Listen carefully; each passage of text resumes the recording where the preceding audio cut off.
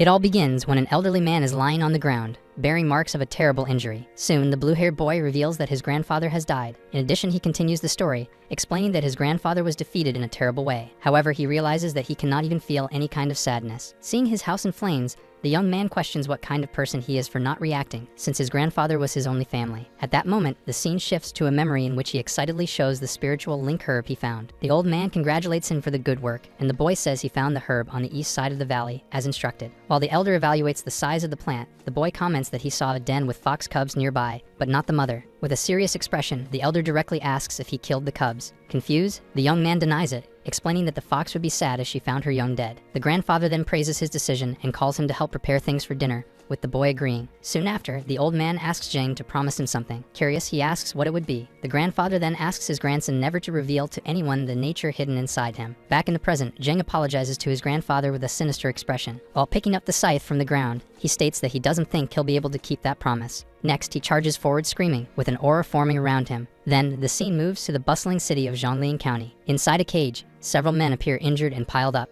As the wagon passes by, a citizen comments that all the bandits from the hill have finally been captured. With that, the crowd around begins to boo and shout insults at the prisoners. From a balcony, a curious spectator asks who the man sitting alone in the wagon is. Inside the mobile cell, Jeng is sitting alone with marks of a recent battle. A man in a hat observes the boy and comments on how young he is, looking to be about the same age as his young master. His companion warns him not to underestimate him, as he is probably the worst of the group, which is why he's separated. The observer continues, saying that since he is a martial artist, his friend might have difficulty understanding the situation. Soon, the man turns and asks what the great hero of the martial realm is doing there, and he replies that he needs to find someone. The hero then specifies that he is looking for someone young, whose death would not matter to anyone. At that moment, a stone hits the boy's head while he is still in the wagon. A man in the crowd shouts that the heavens should punish him as he prepares to attack. Another citizen calls him miserable, while the two men on the balcony watch the scene. Faced with the crowd's jeers, the prisoner simply keeps his head down. Suddenly, the man in the hat looks to the side with a surprised expression. With that, the prisoner lifts his face, revealing his features beneath his hair. The man in the hat then turns to his companion and tells him to pretend that request never happened. Ignoring him, Cam goes down the stairs while the other tries to stop him. Soon he walks through the crowd, approaching the wagon, but suddenly he stops, stating that he's found him. He concludes that the young man in the cage is the perfect person for the task. The scene shifts to the prison of Zhonglian County's castle at night. Soon, guards stand in front of the cell where the boy remains silently imprisoned. Alone in the cell, he admits to himself that he was far too impatient. Then he recalls a man ironically asking if that wasn't impressive. The same man goes on, saying that he wondered who would come, but didn't expect a brat without any martial arts knowledge. In his thoughts, that man was actually a monster. He remembers how he was completely overpowered by his grandfather's attacker, knowing the result would be the same if he fought again. With that, he realizes that no matter how hard he tries, he cannot find a way to defeat him. The phrase about not having martial arts knowledge echoes in his mind. He then wonders if, by learning martial arts, he might be able to win. Right after, he realizes that in his current situation, he has no opportunity left. Suddenly, smoke begins to rise from the floor of the cell. He questions that smell, but quickly recognizes it thanks to the years spent with his grandfather dealing with herbs. Without a doubt, he identifies the scent of lizard tail and dankwai. While also recognizing the aroma of heliotrope, one of the guards outside begins to feel unwell. The man then collapses, recognizing the mixture as a silence herb. Soon, he realizes that a sleeping gas has spread throughout the prison. A man in a hat stops right in front of the cell, where the young man lies collapsed. With that, he extends his hand toward him to grab him. The intruder approaches but notices something strange about the prisoner's breathing. Suddenly, he realizes in shock that the boy had been awake the entire time. Without hesitation, the boy attacks him with a direct kick to the chest. With that, he runs off, fleeing the place. Even without fully understanding, he realizes this is his chance, since he only endured because the gas mixture was weak. But the man is faster and strikes several points on his body with precise touches. He then reveals that he has pressed his paralysis meridian, preventing him from moving. Completely immobilized, he wonders how the other appeared behind him, questioning if that could be martial arts. Soon, the man strikes him, throwing him against the wall. As he falls to the floor, he wonders if that man is a martial artist, and if he is the same one who attacked him before. He quickly dismisses the idea upon noticing that, despite the similarity, the other man had a scar on his eye. At that moment, a figure covered by a veil approaches and asks Cam if that is the boy they were looking for. Cam scolds him for coming in, but the young master replies that he just wanted to see what a prison was like, finding the place disappointing. The young master then orders them to sit the boy up so he can see him better, and to bring him a chair. With that, Cam lifts him by the hair, forcing him to sit. Lifting his veil, the young man reveals his face and comments that the resemblance between them is real. He then speaks of the fateful encounter of finding someone so similar to him in that situation. Meanwhile, the prisoner remains silent, unable to react. Seated, the young master comments that he heard the condemned is set to die in 2 days. Even without understanding, the boy confirms that the information is correct. He then laments the other's miserable life, reflecting that despite having the same face, their fates were opposite. Next, he states that for someone as wretched as him, he he will give a once-in-a-lifetime opportunity. He then reveals that the proposal is a chance to become the double of Mok Gyungwon, the third young master. The boy repeats the word opportunity to himself, surprised by the proposal. With a smile, Mok Gyungwon explains that the task will not be difficult and that he will simply need to enjoy the things he's never had. Cam adds that when the job is done, he will be well paid and allowed to leave freely. Then the guard offers him a pill, telling him to take it if he is interested. Suspicious, he asks if it is poison, and Cam replies that they wouldn't trust the word of a condemned man. He then explains that the antidote will only be given when the task is complete, and asks what his decision will be. Thinking of his grandfather, the young man realizes this is his second chance. Determined, he accepts the pill and swallows it. Meanwhile, Mok Gyungwon and the guards simply watch in silence. For the prisoner, however, this is the chance to take revenge on the wretch who defeated him. With a determined look, he finally asks if they will give him that opportunity. The young master then smiles, stating that it was an excellent choice. Satisfied, he orders Cam to release the chains and unblock the boy's meridians. Soon, the guard touches him to release the paralysis, and the locks on his hands finally come off. Completely free, he stands up and breathes in relief. Then Cam offers to lead the way, asking the young master to follow. Beside the boy, Mok Gyungwon orders him to walk in front of him. As soon as he opens the door, the guard announces that they have exited and asks them to follow carefully. But suddenly, he grabs the young master's face. The guard turns completely shocked, not understanding what happened. With that, the attack happens and the boy slams him forcefully to the ground. With a false look of surprise, he then asks Cam what they should do now. With a sinister smile, he concludes that it seems the double is dead. The story shifts back to a moment before the arrest of the Scythe Phantom, where a burning building echoed with screams. There, the boy was dragging someone by the hair toward the flames, claiming that it was fun. While people ran and a man cried for help, he repeated that it was fun. He recounts that, in search of revenge for his grandfather's death, he eliminated everyone who seemed to have any connection to the case. With that, he realizes that the emotion he felt while defeating dozens of people was, clearly, enjoyment. The memory of his grandfather's promise returns,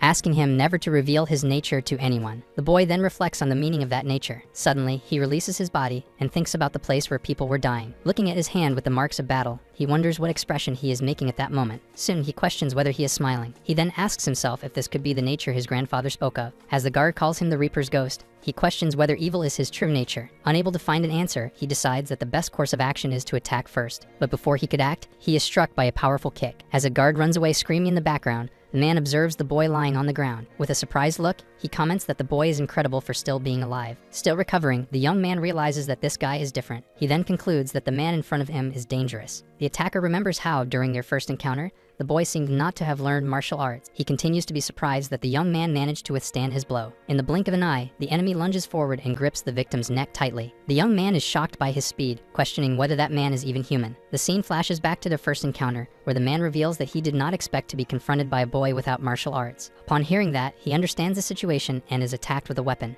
while the other asks if he is responsible. The boy's scream echoes with the severe injury he has just suffered. The man then comments that it is impressive for someone to withstand his blow even without knowing martial arts. With that, he decides that eliminating the opponent now will reduce his worries in the future. He then laments that the boy did not live quietly, digging his own grave by acting with such confidence. The young man reflects on how he was absurdly defeated precisely by the target he finally found. As he lost consciousness, he wondered if he would die this way, but the boy did not die. Instead, he became a prisoner on death row. He then thinks that if he were given another chance now, he would not let this opportunity slip away. Back in the present, the prisoner firmly grabbed the young master. With that, he threw him forcefully against the ground. With an ironic smile, the prisoner asks Cam what they should do. Soon after, he states that it seems the doppelganger is dead. The guard then calls him a bastard and lunges to attack him. He accuses him of being insane for daring to attack the young master, questioning whether he wishes to die. Jen responds by asking if it wouldn't be the opposite, since being a doppelganger means taking on the dangers of the original. Moreover, he explains that following them without resistance would be the true desire to die. Cam is shocked to have his arm stopped, wondering what kind of strength that is. The other provokes him, stating that he didn't kill him earlier because he had no affection for his master. The guard screams that this is absurd and throws him forcefully over his shoulder. With that, the impact violently slams the boy against the wooden floor. Without hesitation, the man draws his dagger, ready for a new attack. With the weapon aimed at the target, he declares that he will die right there. Even while down, the young man calmly asks if there is really a need to kill him. Irritated by the question, Cam asks why there wouldn't be. The boy then reveals that he took the poison pill and needs the antidote, having no choice but to follow his orders. He continues, asking if it isn't a great opportunity to have the third young master as his guard dog. The man summarizes the proposal, questioning whether he should betray his master and use his assassin as a puppet. The other remains silent while the guard processes the situation. Soon, Cam lets out a sigh of disdain, making his decision. He then raises the dagger, ready to deliver the final blow. The scene pulls away, showing the prison under the night sky. Inside, the attack is completed against the person lying on the ground. The dagger was embedded in the ground, right next to the victim's neck. Standing, the man begins to say that from now on, he is Ma Gyeongwon. Meanwhile, the smile on his face becomes even more evident. The scene shifts to the Hall of the Ordered Wooden Sword, where the speech continues. Cam warns him, stating that there will never be a day when he needs to encounter people from the Hall of the Ordered Wooden Sword. He then warns him that, having volunteered as a puppet, he should have no doubts, and that if he is caught, there will be no antidote. Soon after, the guard adds another condition. He threatens him, saying that if he disobeys orders or tries any tricks, he will eliminate him immediately. With a blink of an eye, the prisoner simply responds that he understands. Cam then hands him the neutralizing pill, explaining that without it, the poison will spread through his body in 24 hours. As he takes the medicine, he reflects that he was lucky. He thinks it was a miracle to survive the injuries, and that now, even though condemned, he has gained a new chance. While looking at the sky, the boy wonders if his grandfather is telling him not to go yet, but reassures himself, saying he won't leave before avenging him. He then reflects on his revenge, imagining that the man in the hat must already think he is dead, as Ma Gyeongwon's surprise attack would have already been discovered. He remembers that this place is a Murim clan that teaches martial arts, and decides that he will act as the third son to be able to train. The memory of the terrible scene of his grandfather's death comes back to his mind clearly. With a sinister smile, he promises that he will do exactly the same to the culprit as they did to his grandfather. The scene shifts to a large and imposing clan property. Inside, the young man reflects on how he miraculously managed to survive, and also on the opportunity he gained to learn martial arts at the Wooden Sword Hall. Even so, he admits that there is a catch in this whole situation. The boy gets irritated with the constant surveillance left behind by Escort Cam. Outside, Go Chan, a junior of Escort Cam, is on guard. The man remains silent with a clear expression of disdain. Soon, he questions what is so special about a boy who doesn't even know how to fight. Suddenly, a voice informs that the boy killed Ma Gyeongwon, leaving Go Chan completely shocked by the news. His superior abruptly silences him, saying that his voice is too loud and that his task hasn't changed. He then orders the subordinate to continue watching the target as planned while preparing another plan. Soon after, the man reveals that they intend to abandon Zhen, and that, instead of him, they will start following someone else. Upon hearing that the new target is Senior Cam, Go Chan questions him about the poison pill the boy took. The superior clarifies that although the boy is easy to control, the plan has changed and their target is no longer him. The superior explains that Zheng is not the type to obey orders, as he thought about killing to take the place of another prisoner. With that, he concludes that the boy is too dangerous and nothing good will come from getting involved with him for too long. Even reluctantly, he mutters that he needs to follow orders, although he doesn't understand what is so special about the boy. Meanwhile, back in the room, the prisoner continues eating in silence. He reflects on how Escort Cam did not explain the reason for needing a double, leaving only one guard to watch him. From what he perceived, he thinks the place is too safe to justify the need for a double. This means they need a substitute for another purpose. With a slight smile, he wonders if they plan to remain silent when the time comes to use him. Soon, with a sinister look, he realizes that they intend to switch who they are following. Outside, Go Chan continues his watch in the corridor. In the next moment, the door opens and the boy appears, completely surprising him. Confused, the man asks if he needs to go to the bathroom, but the other invites him to come out, saying he has a question. With an impatient gesture, Go Chan tells the boy to go back inside if he doesn't want to see unpleasant things. With a smile, he confirms that the guard's name is Go Chan and says that nothing would happen if they stayed quiet. In response, the guard grabs him back by the collar. The man warns him for forgetting his place and orders him to return to the room to avoid problems. Instead of obeying, he simply observes and states that the man is weaker than Escort Cam. Surprised, the other barely has time to react before having his wrist firmly grabbed by the boy. In a swift motion, the attacker throws him over his shoulder, knocking him to the ground. With no chance of defense, the guard is immediately pinned to the floor with one of his arms trapped. Then he presses specific points on the back of the fallen man. Unable to move, the guard panics upon realizing that this is a meridian paralysis technique. Not understanding what is happening, he wonders if Zheng had been hiding his martial arts all along. The young man complains that the other is still moving and says he only imitated what Escort Cam did, but it didn't work as expected. Shocked, the opponent realizes that the technique was replicated almost perfectly after seeing it just once. Suddenly, he panics upon feeling something strange and realizing it could be poison. As he tries to use his energy to expel the substance, the boy reveals that he has been consuming poisons his whole life with his grandfather. With a strike to the opponent's arm, he finishes his explanation by revealing that one day his own blood became poisonous. With a smile, he explains that he can identify ingredients just by smell or taste, which makes him immune to most poisons. Soon he reveals that, in fact, he never needed the antidote they gave him. The young man then demands to know the current situation of the hall, reminding the guard that only his blood can heal him. Completely terrified, Go Chan can only stammer that he is a demon. Meanwhile, the scene shifts to the main building of the Wooden Sword Hall. Inside, in the Master's Tower, a doctor observes the hall master, Mok Indan, lying in his bed. Beside him, Dr. Hell laments, asking if there really is no other way. He regrets that, despite all his knowledge in herbs, he cannot even discover the cause of the illness. With a sigh, the doctor wonders why the master did not choose a successor before this happened. It is explained that, by not having appointed a successor, the hall now lives in the calm before the storm. The doctor then wonders what Mrs. Seok, who values her eldest son, will do to put him in power. Suddenly, Mrs. Seok herself appears in the room and asks how the hall master is doing. Dr. Han nervously greets her, but she ignores him him and repeats the question about her husband's condition. The doctor apologizes, admitting that his skills are insufficient and that the cause can only be mystical, to which the woman responds that she expected as much. With that, she concludes that the only option left is alchemy, leaving the doctor completely shocked by the idea. Immediately, he protests, saying that alchemy is nothing more than a bizarre superstition and a baseless trick. Irritated, the lady questions whether he prefers that she just sits and waits for her husband to die. She then dismisses him, revealing that she has already called an alchemist to deal with the problem. Next, she declares that they will use alchemy to cure the illness and forbids anyone from entering the building where the master rests. With an intense look, she reinforces that absolutely no one will be allowed in. Back in the hallway, Go-chan finishes explaining the current situation of the hall to Jeng. After hearing the account, the young man simply comments that he now understands what is happening. Soon, he stands up and invites the guard to Lee, who fearfully asks where they are going. With a confident smile, he reveals that they are going to meet the hall master. As they walk through the courtyard, Jeng begins to recap the situation. Thus, he concludes that the original plan was to use him as a decoy to incite a fight between the first and second sons, which Go-chan nervously confirms. Then he looks at the paper with the drawing of the decoy, commenting that it was the best plan they had. The document describes the first son, Mok Young-ho, as an incompetent, greedy, and cruel man. On the other hand, the second son, Mok Yen-pyung, is presented as shrewd and perceptive, just like the first wife. The idea was that, after the second son was provoked and attacked the decoy, the firstborn would eliminate him in a fight. This was the so-called strategy of fishing in troubled waters. In this way, the survivor would be disqualified, and Mok Young-woon would appear to take power unopposed. Jeng admits that it wasn't a bad plan, until he himself eliminated Mok Young-woon and ruined everything. In light of this, Go-chan asks why they are heading toward the hall master, and the other explains that his life is tied to the master's, so he must at least try to find him. The guard panics, worried about what escort Cam would do if he found out. With a threatening smile, Jeng says he didn't imagine his companion would keep a secret from his superior,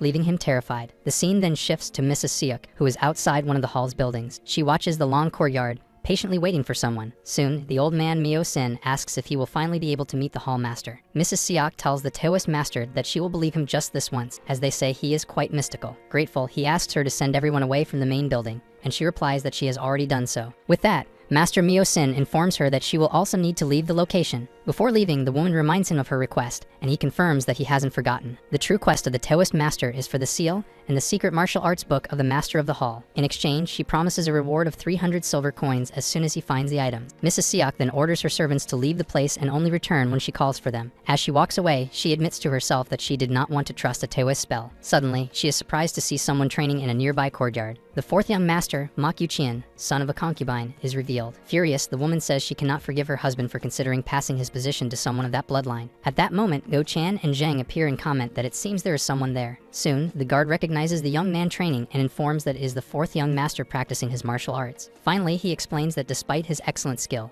Mok Yu-chien never relaxes in his training and is the master's most beloved son. Curious, Jeng asks if this is how one trains, and the guard explains that the horse stance strengthens the body's foundation. After understanding, the boy catches Go-chan's attention to ask a question. With a cold look, he directly questions whether learning martial arts would allow him to kill him, shocking the guard. Seeing the man's reaction, he repeats the question about being able to kill him if he learned to fight. The guard panics, wondering how the boy discovered the plan to abandon him and realizing he is more cunning than he expected. Still, he tries to compose himself to answer the question. Go-chan explains that internal body training is a foundation of martial arts, awakening Zheng's curiosity. He then clarifies that this training is about breathing to circulate the energy of nature through the body and accumulate Kai. The guard warns that accumulating Ki takes time, and it would be difficult to defeat someone like Escort Cam, who has accumulated energy for a full cycle. With that, Jeng concludes that it would be difficult in the short term, and Go-chan confirms. However, with a mocking smile, the man corrects him, saying that for him, it would be impossible. He explains that there is an age limit for training, as those who do not start between the ages of 5 and 9 accumulate impure Ki. In other words, it would be impossible for Zheng to accumulate Ki and become stronger. Satisfied, the guard tells him to fight as much as he wants, as at best, he will remain just a frog in a well. Suddenly, Zheng stares at the man with an intensity that leaves him completely frightened. In a threatening tone, he comments that the guard's eyes are rolling well, and that it makes him want to rip them out. Then, with a smile, he invites Escort Go-chan to become his subordinate. After a moment of silence, the guard agrees to the proposal and follows him. As they walk, Zheng wonders if it would really be impossible to defeat Escort Cam, since it would be difficult to bring him to his side. The guard then advises him to leave that place, and the boy immediately asks why. Go-chan explains that the young master does not like him at all, making Zheng want to know if something happened. He reveals that 2 years ago, the true master insulted the boy's mother, who was almost seriously injured because of it. Finding the situation amusing, Zheng comments that the youngest son is a nice kid for having left him alive and with all his limbs intact. In a hurry, the guard insists that they leave quickly before something bad happens, and the other agrees to depart. Meanwhile, Mok Yuchian continues his training, completely focused. As night begins to fall, the scene shifts to the imposing tower of the Master of the Hall. Inside the room, red threads are tied to a set of coins. It is soon revealed that the threads are tied to the Master's body, while the Taoist Master performs a ritual beside the bed. With his body covered in strange dark marks, the Master of the Hall remains in a state of agony. Still, the Taoist Master concludes that, although it seems like poison, it is like death itself, and only the strength of a martial artist has kept him alive until now. He then reveals that since the condition has persisted for a long time, the Master has only a 50% chance of survival. Even so, he reflects that he does not care whether he lives or dies, as he only needs to fulfill the task for which he was hired. While drawing the symbol on paper, he begins to chant for all evil spirits to perish. He then throws the talisman, asking the sacred stars to give him energy to suffocate the demons. The paper lands on the sick man's chest, who writhes as energy begins to emanate from the symbol. Concentrated on the ritual, the man commands the brave spirits to advance. While the Master of the Hall suffers through the ritual, the Taoist himself seems to struggle to control the energy. Suddenly, he is startled to realize that the death energy in the other's body is too strong for the ritual. In a last-ditch effort, he decides to use all his power at once, prophesying the end of the ritual to purge the demons. With shining eyes, the Master of the Hall lets out a scream of agony as the ritual forces him to submit to the spirit. Suddenly, the Taoist Master is alarmed to hear a noise at the door and see one of the threads snap. Irritated, he asks who is there, fearing that an interruption in the middle of the ritual will ruin everything. At that moment, the energy of the ceremony spirals out of control and the remaining threads snap, throwing him backward. He then bumps into Zheng and Go-chan, who is startled by the scene and asks what is happening. As the guard recognizes the Master lying down, Zheng calmly asks if that person is the Master of the Hall. Soon after, the boy makes a formal bow and greets the figure in the bed. With a smile, he approaches and repeats the greeting, addressing the Master of the Hall as his father. Suddenly, someone shouts for everyone to get out of there. The Taoist Master then reprimands him, saying it doesn't matter if he is the son, he must leave immediately. But Go-chan questions who he is to expel him. Soon, Dr. Hay shouts that the efforts to control the disease have been reversed due to the killing energy, which will worsen the Master's condition. With that, the Taoist pleads for them to leave, warning that things could go very wrong. Immediately, the two turn toward the bed,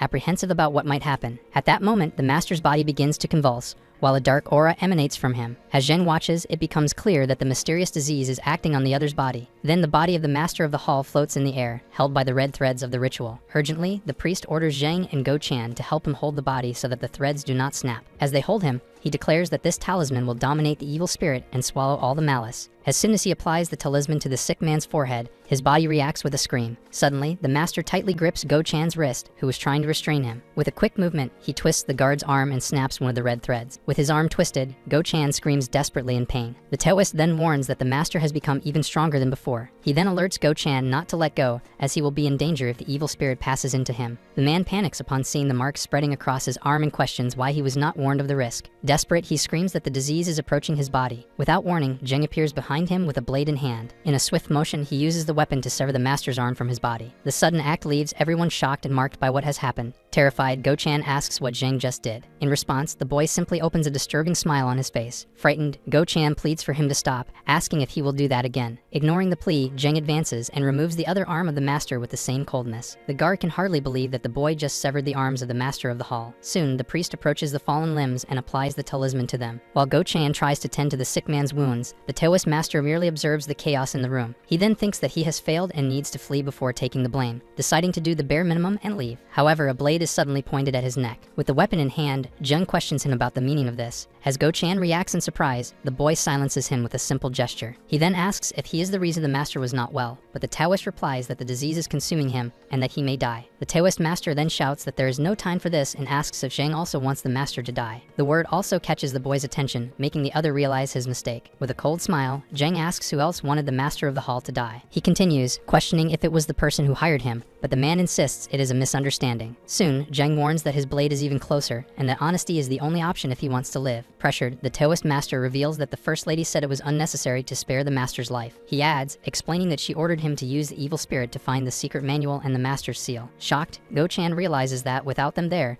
the first son would have already become the successor. Urgently, he turns to Zheng and pleads for them to save the Master of the Hall. To conclude, he warns that they need to prevent the first son's succession, or the First Lady will try to kill Zheng. The boy agrees that it makes sense, as he interrupted her plans, while the Taoist begs him to let him save the Master. To the man's surprise, Zhang interrupts him and says not to save the master, but to do something else instead. With a smile, he orders him to find the location of the secret manual and the seal. The unexpected order leaves both Go Chan and the Taoist master in shock. The guard tries to warn about the danger, but Zhang just urges him on, and he agrees even though he thinks the boy has gone mad. Soon after, the Taoist master sits on the ground and prepares to begin the ritual with the removed members. He then shows a small wooden doll with a talisman and asks what it is. Zhang explains that it is a vessel to deceive the evil spirit, as another direct contact would be fatal for the master. Thus, the man announces that he will begin and starts a chant about the great calamities of earth and sky. He continues the ritual to move the spirit, invoking the wisdoms that neither gods nor demons can harm. Then he shouts for the effects of the ritual to manifest quickly. At that very moment, the master of the hall reacts with an agonizing scream in his bed. Even feeling the pressure of the ritual,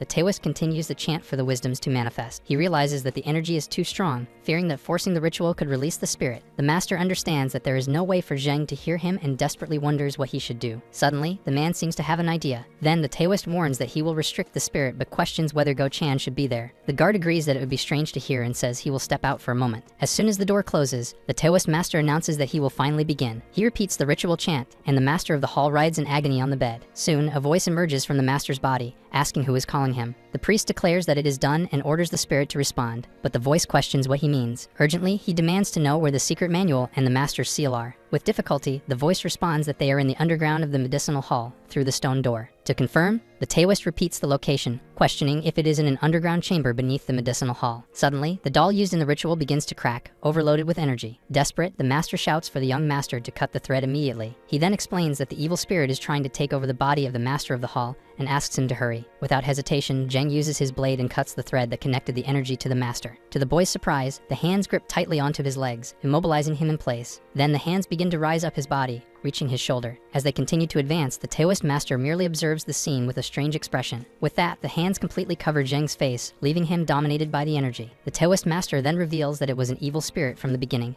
boiling with a strong murderous intent. He continues, stating that it was only a matter of time before the spirit broke free, and that it was fortunate it had been transferred to the boy. Thus, he concludes his mission by getting rid of the obstacle, placing a talisman on Zhang's forehead and blaming him for everything. Within the boy's mind, an angry voice questions how he dares. Soon, the evil spirit reveals its rage at having been deceived with a doll and vows that it will not forgive him. Then, the entity stares at Zhang's spiritual form and identifies him as the culprit, thinking it good that he is young. The voice then declares that it will take his body instead of the old man's, leaving him trapped forever in his own mind. Suddenly, Zhang finds himself in a lit forest, wearing peasant clothes. Confused, he wonders if that place is not the well he always visits. The boy observes the peaceful mountain, recognizing the song of a bird. He asserts that he knows that place well, with its familiar waterfall and stream. Then he reinforces that since it is a place he always visits, he knows it well. He then approaches the water and says he wouldn't forget the place even if he wanted to. However, as he walks along the trail, he notices that something feels strange that day and questions that feeling. Soon, he comments that it's as if he is forgetting something important. Suddenly, he spots a thick smoke rising in the distance and is startled. In shock, he realizes that the fire is headed towards his house. As he runs, he desperately repeats a silent plea. The boy continues to run as fast as he can, begging for nothing to have happened. Crossing the forest, he keeps calling for his grandfather. Suddenly, he stops upon seeing something terrible ahead. Upon spotting his grandfather's fallen body, he runs towards him, shouting his name. Holding the gravely injured man, Zhang pleads for him to wake up. In shock, he wonders who could have done such a thing. At that moment, he finally understands what his grandfather meant in his life. With the old man's body in his arms, he realizes how important that person was to him. In front of the burning house, a sinister voice says that this is exactly what it expected. Observing the boy's pain, the evil spirit understands that this is what he desires most. With a gesture, the entity sends its energy into Zhang's back. Suddenly, a voice calls him from afar, asking what he is doing. Turning around, he sees his grandfather, who questions whether he will not help him. With a serious expression, the elder commands his grandson to pull himself together. Not understanding, Zhang asks his grandfather what is happening. His eyes then shine with a dark energy, showing the spirit's influence. In a surge of emotion, he runs and hugs the old man tightly. The man complains that he will fall and asks why he is acting this way, but the boy says it is just because it is him. Embraced by his grandfather, he thinks that he will not lose him again, as he is the reason someone who should have died still lies. While the elder wonders what has come over him,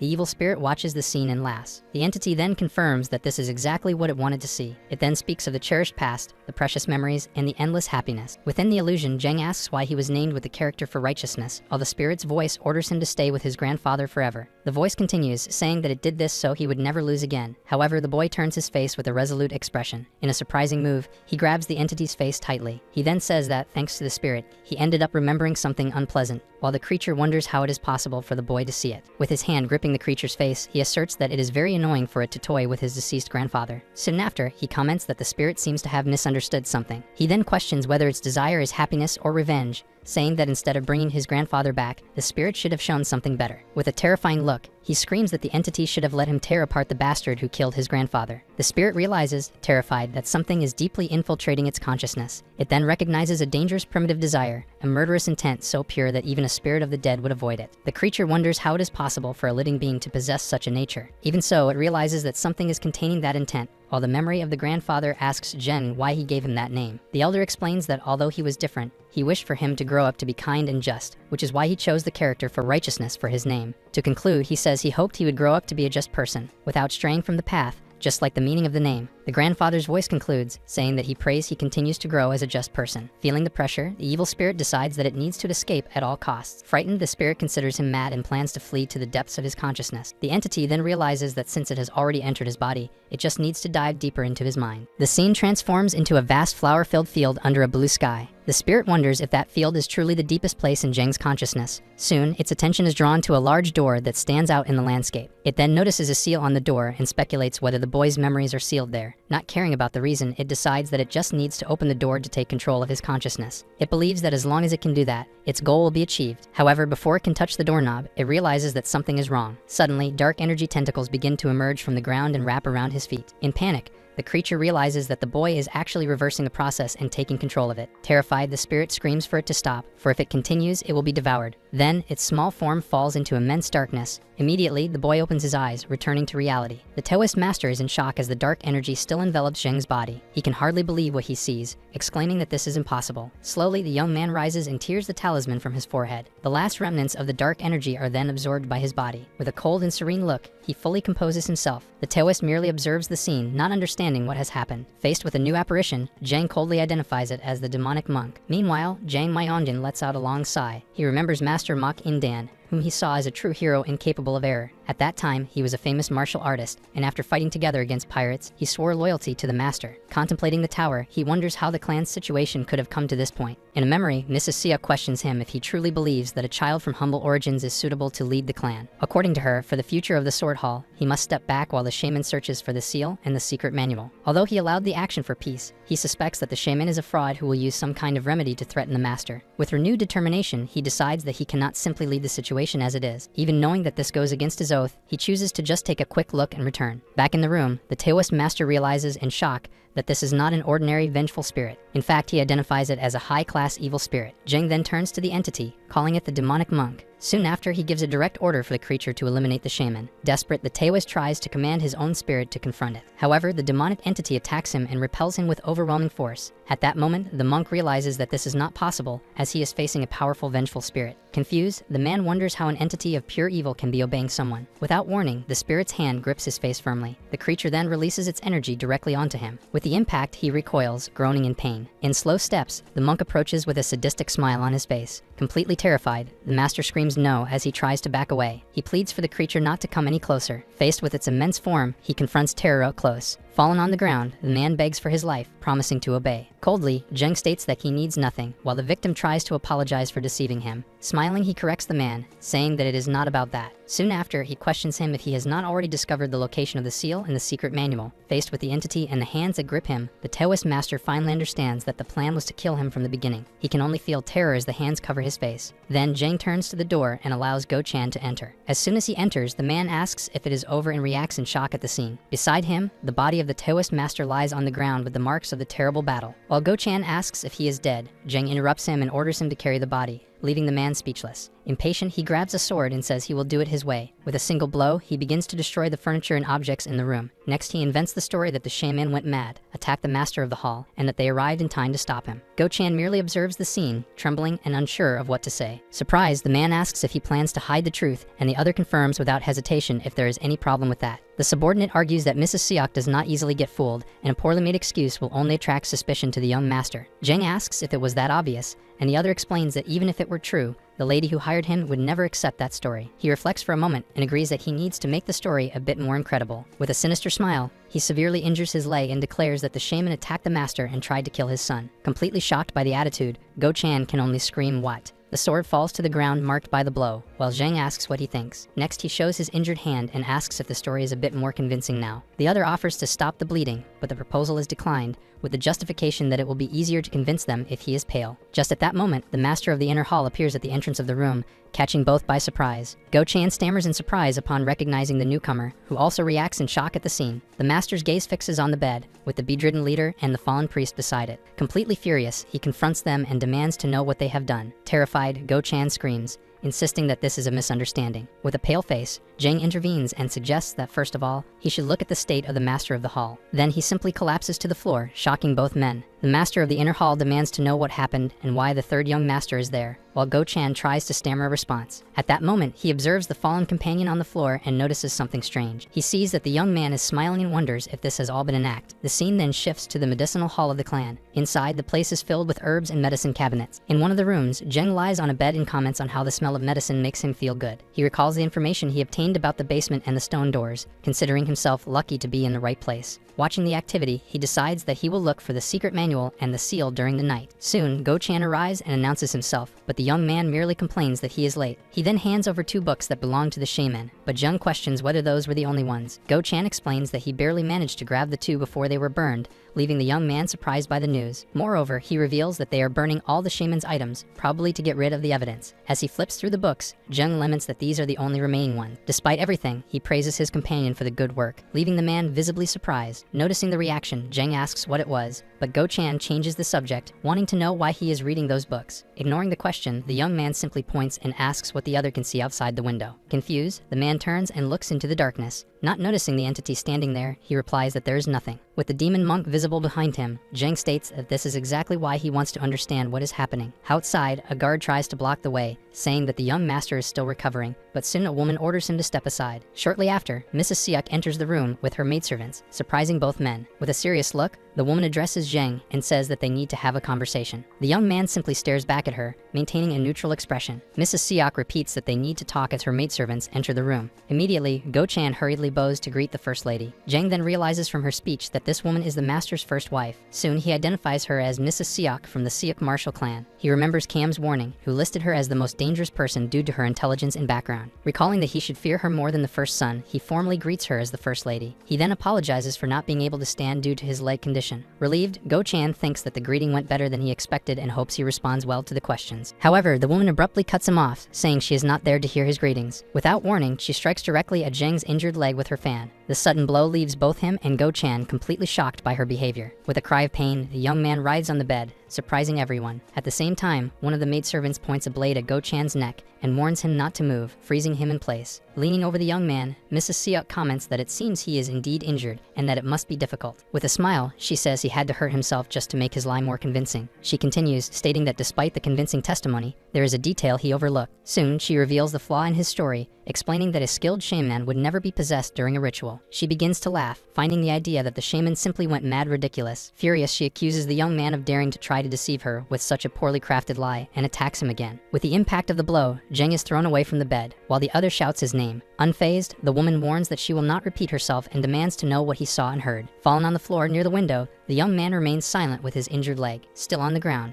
a faint smile appears on his face. Seeing his reaction, Mrs. Siak lets out a mocking laugh. Suddenly, he bursts into loud, uncontrolled laughter. Surprised by the change, the woman asks if he has lost his mind. After the laughter, he simply stares at her with a confident smile on his face. Then he calls for the demon monk, who appears imposing behind him. In an instant, the entity lunges forward and attacks Mrs. Siak, catching her off guard with the blow. Confused, she wonders what just passed by her. Soon after, one of her servants is attacked and subdued by the dark entity. Horrified, Mrs. Siak recognizes that phenomenon, remembering what happened to the shaman. Appearing behind her, Jang reminds her of his true objective, questioning whether it is not the secret manual and the seal that she needs. While the servant is restrained by the entity, he asserts that she should have tried to negotiate instead of threatening him. Speechless, the woman simply glares at him with an expression of pure fury. Jang then states that he has no interest in becoming the master of the hall, leaving the choice to believe or not up to her. He then reminds her that her son is not the only one who wishes to attain that position. With a smile, he threatens that, since he is treated this way, he will have no choice but to seek out his second brother. He then changes tactics, reminding her that the youngest son is also talented in martial arts. To provoke her further, he suggests that it would be a good idea to hand over the secret manual to the youngest as a way to make amends. Stepping forward, Jeng asks if she finally understands that she is not the one with the advantage in the situation. With a final smile, he simply bids her farewell, telling her to take care. Shortly after, a scream echoes from the Hall of the Flower of Blessing, the residence of Mrs. Siuk. Back in her chambers, the woman vents her fury by destroying the furniture around her. As she kicks an object, she repeatedly screams about how he dared to do that. One of her servants approaches and asks the lady to calm down. Indignant, Mrs. Siuk shouts if it seems like she can calm down, complaining that a fool stole the fruits of her labor. She then laments having let her guard down, as she thought he would confess everything, and now she does not understand how he changed so suddenly. Suddenly, she looks at a box, and a possibility arises in her mind. She finally understands that he had been hiding his true nature all along. With that, she recalls how the young man was always praised for being clever, until her mother's family lost influence. She concludes that perhaps he changed his attitude just to protect himself. Her servant then offers to go kill him before he can try anything. However, the lady denies the idea, explaining that it would be even worse if the secret manual fell into someone else's hands. Still, she asserts that she will not allow him to manipulate her that way. She then orders that they inform the Phoenix Pavilion about the death of the shaman Mio Sin. The servant reacts in shock at the mention of the Phoenix Pavilion. The decision referred to the organization of shamans of which Mio Shin was a part. With a determined smile, the woman warns that things will not go Jing's way so easily. Soon, at midnight, the scene shifts to the medicinal hall. Inside, he reads in a book about how a person becomes a malevolent spirit due to their resentment. He continues reading and discovers that the strength of the spirit depends on many conditions. The reading reveals the different types of spirits, and he understands that a yellow spirit can even kill a person. Suddenly, the image of the demon monk appears before him. Jing asks if he has found what he was looking for, and deduces that the monk must be a yellow spirit. With the help of the entity, he locates a disguised door with a rare herb, useful for finding underground passages. He then remembers that the spirit's powers did not work on Mrs. Siuk, forcing him to attack the servant in her place. As he recalls how the power worked well on guard Go Chan, he finally opens the secret passage. Before him, the wooden panel opens and reveals a dark entrance. With that, he wonders if the woman would be a top-class martial artist, concluding that the power would not work on Cam either. Next, he turns his attention back to the book, searching for a new solution. With that, he decides that it would be a good idea to obtain a stronger spirit by reading about the green spirit, capable of controlling the environment and causing hallucinations. The book describes it as very dangerous and warns that the entity must be exorcised. Despite the warning, he simply closes the book and says it's fine,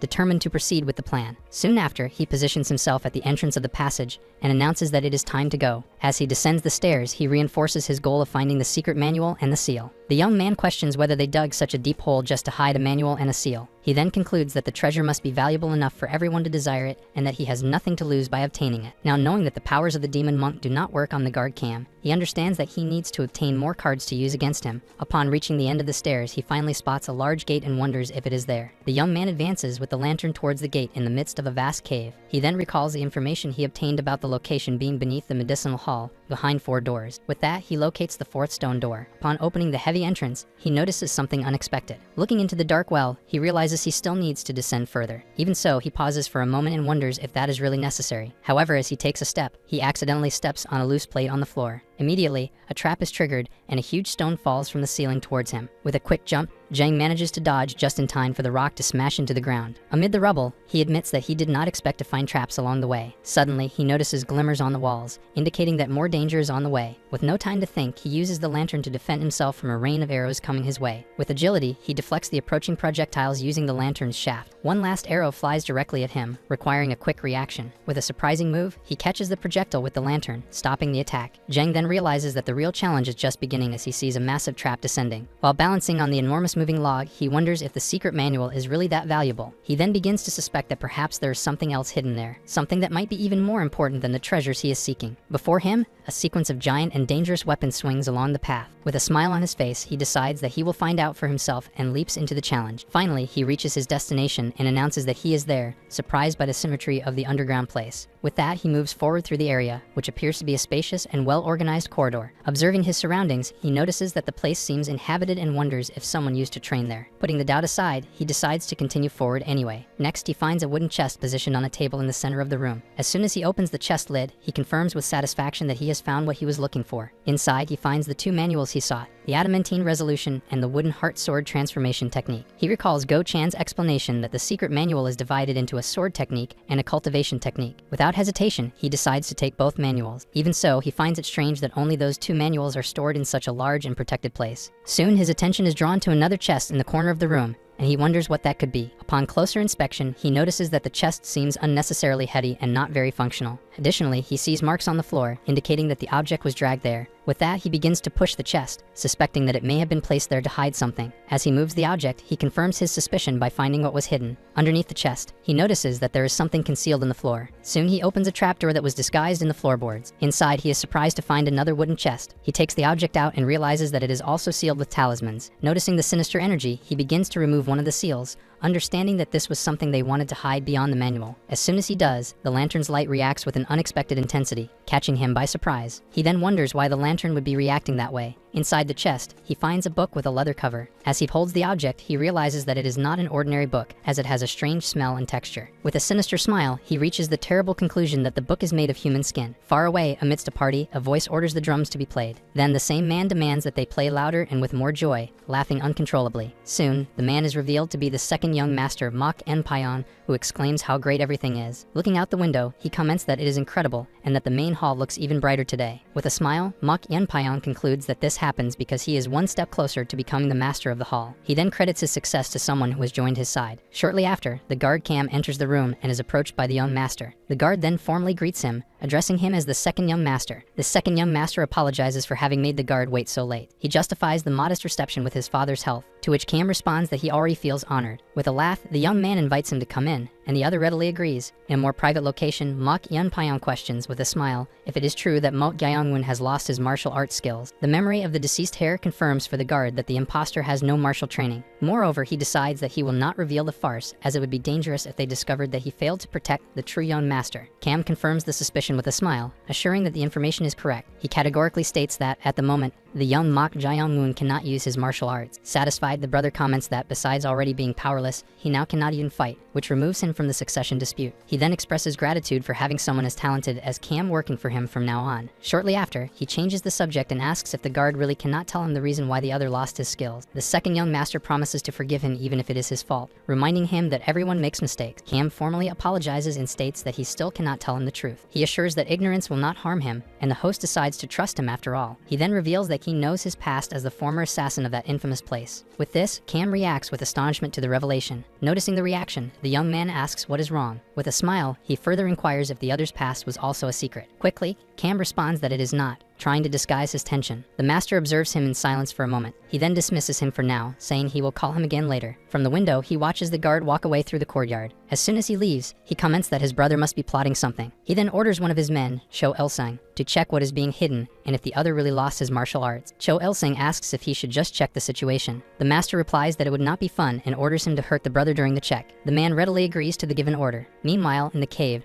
Jang opens a secret compartment in the floor. He then takes out a mysterious book, feeling a pulse coming from the object in his hands. He realizes that, paradoxically, the sensation under his fingers is of something clearly close to death. The image of an agonizing figure represents the energy emanating from the book. With this, he wonders why an object like that was hidden there. Curiosity overwhelms him, and he expresses the desire to open the book to check its contents. Suddenly, a dark energy emerges from the place, taking shape in front of him. Jung watches the figure materialize and questions if that would be the demonic monk. Then he asks what is happening. The creature's eyes shine intensely upon seeing the book. Then the entity kneels before him in a gesture of reverence. The boy repeats, surprise, the words demonic monk. Upon observing the creature react so intensely, he concludes that this book is surely something grand. He then puts the object away but realizes that if the monk is there, someone must be nearby. Soon, he concludes that there is an intruder in the place. At that exact moment, the man sent by Mok Yeonpyeong rushes toward the location. From atop a tree, he spots a figure and is startled. Soon, he is surprised to recognize the guard Go Chan standing outside. The man questions why he is there on watch instead of protecting the injured young master. Suspicious that his target is indeed hiding something, he moves across the roof toward the room. Carefully, he approaches the window to spy on what is happening inside. Looking in, he finds only Jeng lying on the bed, in silence. The intruder wonders why he would be just sleeping, and why the guard would be outside. With that, he decides he needs to check the young master's internal energy. As soon as he enters, something on the table catches his attention and leaves him completely perplexed. He recognizes the book with astonishment,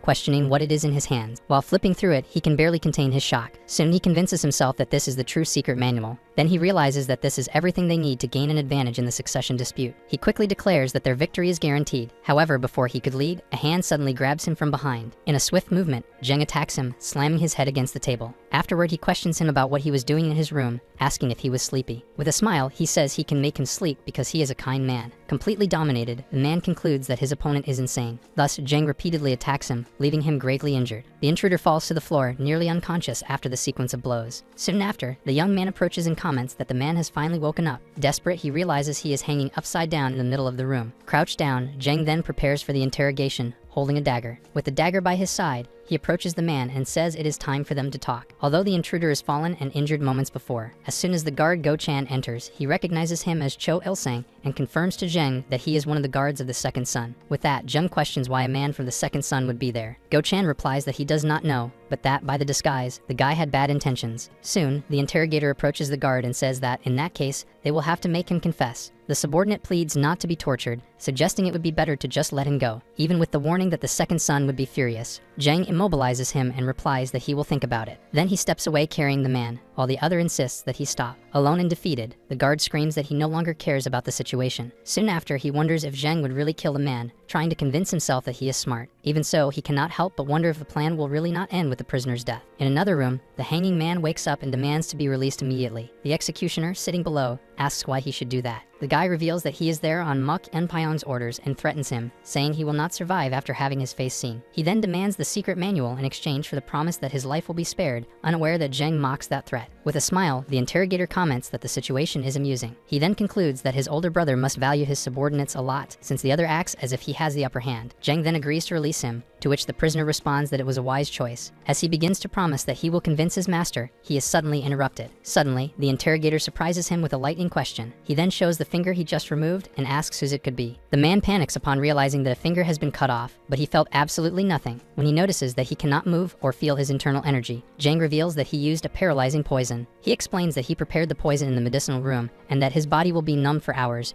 before saying he will ask some questions. He then threatens him, saying he will remove 1 finger per second if he does not answer immediately. Soon after, he asks the first question, wanting to know why his brother sent him. With a smile, he gives the order to start answering. Faced with hesitation, the torturer begins counting and removes another of his fingers. He then warns that he will continue if there is no answer and proceeds with the counting. Even with the man's desperate screams, the process continues, leading to the 3rd finger. The count reaches 4, and finally, the prisoner screams, begging him to stop. Zheng then calmly announces that the next target will be the thumb. With no alternatives, the man finally gives in and starts to speak. He confesses that young master Mok Enpyong ordered him to check if Zheng had really lost his martial arts. After the revelation, a tense silence fills the room for a moment. The interrogator then repeats the phrase about having lost his martial arts, thoughtful. With a smile, he comments on the enemy's quick change of sides and prepares for the next question. He then directly asks him if it was guard Cam who gave him that information. The prisoner confirms, and with that, Zheng realizes that the other guard was clever to tell a half-truth to protect himself. The bound figure is shocked by the deduction, not understanding how he was discovered so quickly. With an indifferent air, the torturer states that, for now,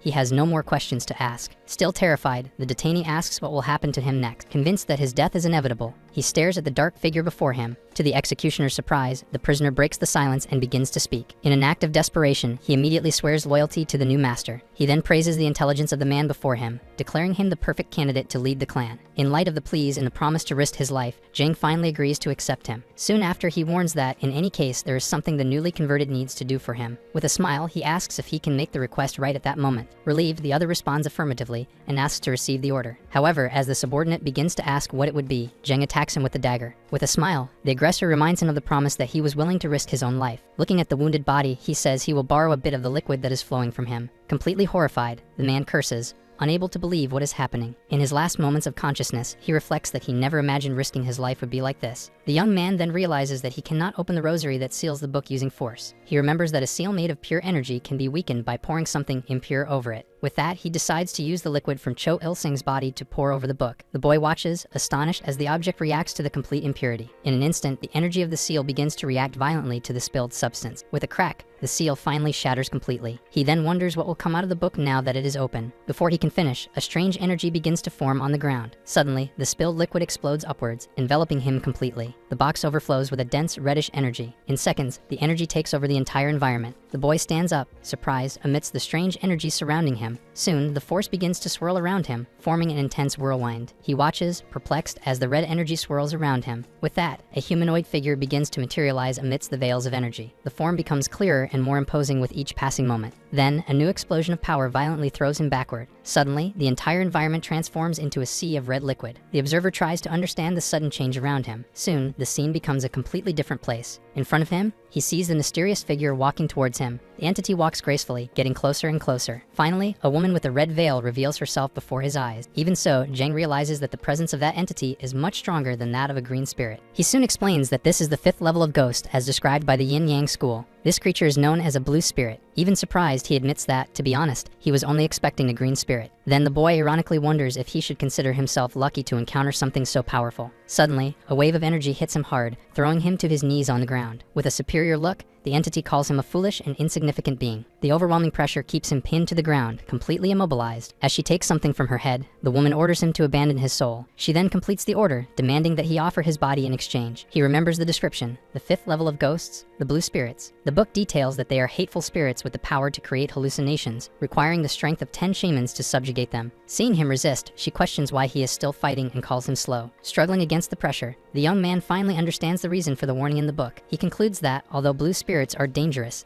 the situation is, at the very least, interesting. Surprised by his audacity, the entity questions what he means by that. While leaning on the ground, the challenger mocks that all ghosts desperately desire someone's body. With a provocative smile, he concludes that ghosts cannot do anything without a physical body. The woman in red remains silent, merely observing the provocation. Then he openly challenges her, saying that if she wants his body so badly, she will have to try to take it. In response, an invisible force holds him, guiding him towards the woman. With a superior gaze, the entity knocks him to the ground once again, calling him a foolish mortal. She then declares that she is leaving him no other choice. Soon after, she fires an energy beam that hits him squarely. Even gravely injured, he mutters about her needing to use force. With a victorious air, she asks if he finally understands that there is nothing he can do. Finally, she orders him to be a good boy and hand over his body. With a sudden movement, the young man manages to steady himself on the ground again. The woman in red reacts with clear surprise at his resistance. Although panting and with his body wounded, the boy manages to stay on his feet. The entity realizes that he has endured an attack that left him gravely injured, concluding that he is not an ordinary human. Still, she asserts that it doesn't matter and restrains him again with her energy. In an instant, he is lifted into the air, completely immobilized before her. With a different tone, the woman decides to make an offer, promising to grant a wish if he hands over his body. Confused, the young man asks why she is offering something like that. Therefore, she explains that she is being kind,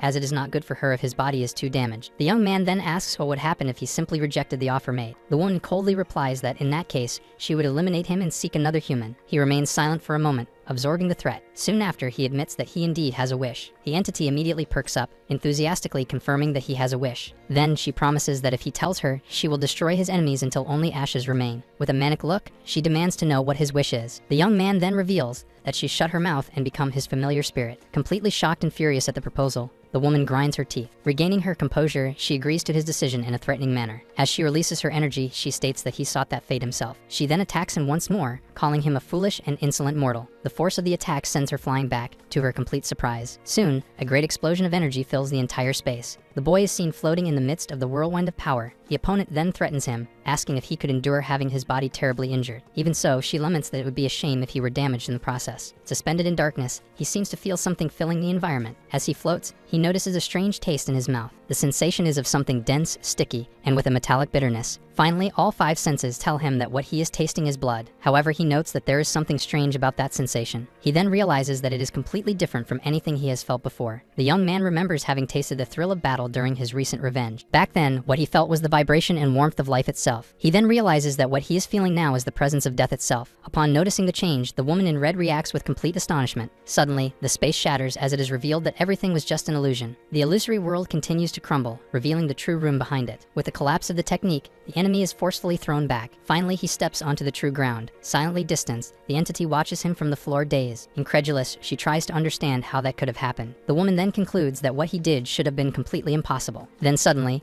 a butterfly materializes in the palm of her hand. With a flap of its wings, the butterfly flies away. Soon after, it approaches the boy, who watches it calmly even with his face being cut. Looking at him, the woman realizes that she has reached a state of transcendence. Transcendence is a rare technique to escape illusions that requires the complete rejection of the 5 senses. Even so, she questions herself, as the boy is not even a shaman. She then raises the hypothesis that perhaps he was born with the qualities of a great shaman. Faced with the entity's confusion, the young man bursts into loud, provocative laughter. Irritated, the woman asks why he dares to laugh, and warns him that he still does not have the advantage. With a smirk, he replies that no, he just had a fun idea. Not understanding, the figure questions him about what he means by fun. Suddenly, she reacts with shock, screaming as she realizes something terrible. With a wicked smile, the young man reveals the secret book in his hand. Soon, according to ancient texts, powerful spirits possess a vessel that connects them to this world. Upon realizing that the book is the vessel, he bites it and tears off a piece with his teeth. At that very moment, the entity is wounded, with marks appearing on its body. Then, the woman screams in pain, feeling the same damage that was inflicted on the book. Holding the torn piece, he confirms with satisfaction that he was right. Still in shock, she questions how a mortal was able to wound a book protected by demonic energy. She then reveals that not even the best shamans could destroy it and furiously screams that he has enraged her. With a swift movement, she advances and pins him against the wall. With her face close to his, she dares him to say that this is also an illusion. She then warns that she no longer needs his body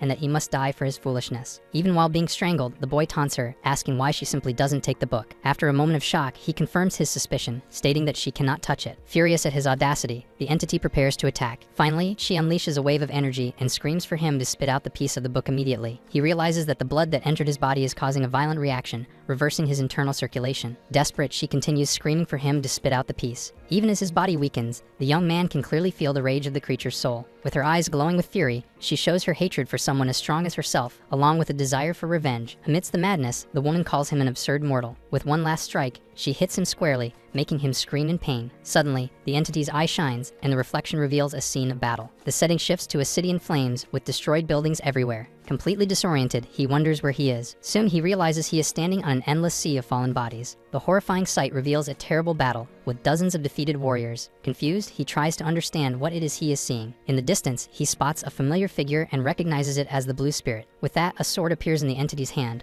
which she tears a piece of her clothing and ties to the hilt of the weapon. Finally, she turns and faces a throne at the top of a long staircase. The boy admits that he couldn't hear what was being said, but he could vividly feel all the rage emanating from her. With her face marked by fury, the woman advances, holding her sword firmly. Thus, she positions herself before the staircase, staring at the mysterious figure seated on the throne. From above, the light-haired man watches her in a provoking silence. Soon, a smile of superiority appears on the face of the horned figure. Her eyes widen in a mix of fury and determination. With a war cry, the combatant leaps toward the throne to attack. Even in the face of her advance, the opponent maintains a smug smile on his face. In an instant, the woman delivers a sword strike that is suddenly stopped. Right after, he counters and strikes her with a terrible blow to the chest. Completely in shock, she looks at the wound, unable to believe what has happened. The pain from the attack paralyzes her completely, sealing her fate. With one last movement, the opponent throws her away, making her roll down the stairs. Finally, her body lies on the ground, completely defeated. Soon, an army of warriors with glowing eyes emerges to surround the area. In silence, the soldiers approach in formation, marching in unison. Without hesitation, they form a circle around the fallen woman's body. Then, the warriors raise their daggers, ready to deliver the final blow. With her face marked by defeat, she cries as she faces her end. With that, the vision of her terrible end spreads under the red sky. Back in the void, the young man looks down and sees only the outline of her body. Before him, the remnants of the entity's soul merge with the book, which now floats in the void. With a sudden scream, he wakes up startled, back in reality. Sitting against the pillar, he notices a red thread coming out of his chest and wonders what it is. Fallen on the ground, the woman stammers, unable to understand what is happening. With wide eyes, she screams in disbelief, questioning if she has become a familiar spirit. With a satisfied smile, the young man confirms that he has obtained a blue spirit, while the woman screams that this can only be a nightmare. Suddenly, the woman screams for him to let her go, but she is forcefully repelled when she tries to attack him. Then she feels a sharp pain in her neck, where red marks begin to appear. As she coughs uncontrollably, he merely observes the scene without understanding. With that, he curses the situation upon realizing that the familiar spirit feels the same pain as its owner. Soon, he wonders about the demonic monk, since he had fully recovered just moments before. Far away, the enemy remains motionless in a courtyard while Go-chan sleeps. With some resignation, the young man suggests that since they will be together from now on, they should introduce themselves. He then introduces himself as Ma Kyung-won and asks for her name. Seeing that he receives no response, he warns that in that case, he will call her whatever he wants. With a teasing smile, he decides to call her Red Dung Beetle. The entity reacts furiously, shouting and asking if he has gone mad. As the young man laughs and concludes that she didn't like the name, the woman screams, questioning if he dares to mock her. She then arrogantly refuses, saying she will not tell her name to a stupid mortal. Thus he decides he will call her whatever he pleases, thinking that since she is a blue spirit, her name will indeed be Blue Spirit. He confirms with a smile that this is how he will address her. In response, the woman turns her back with disdain. Faced with the situation, he decides he will have to persuade her gradually. He soon changes the subject, mentioning the book with the unusual cover. He then asks if she knows what is inside, but the entity pretends not to know who he is talking about.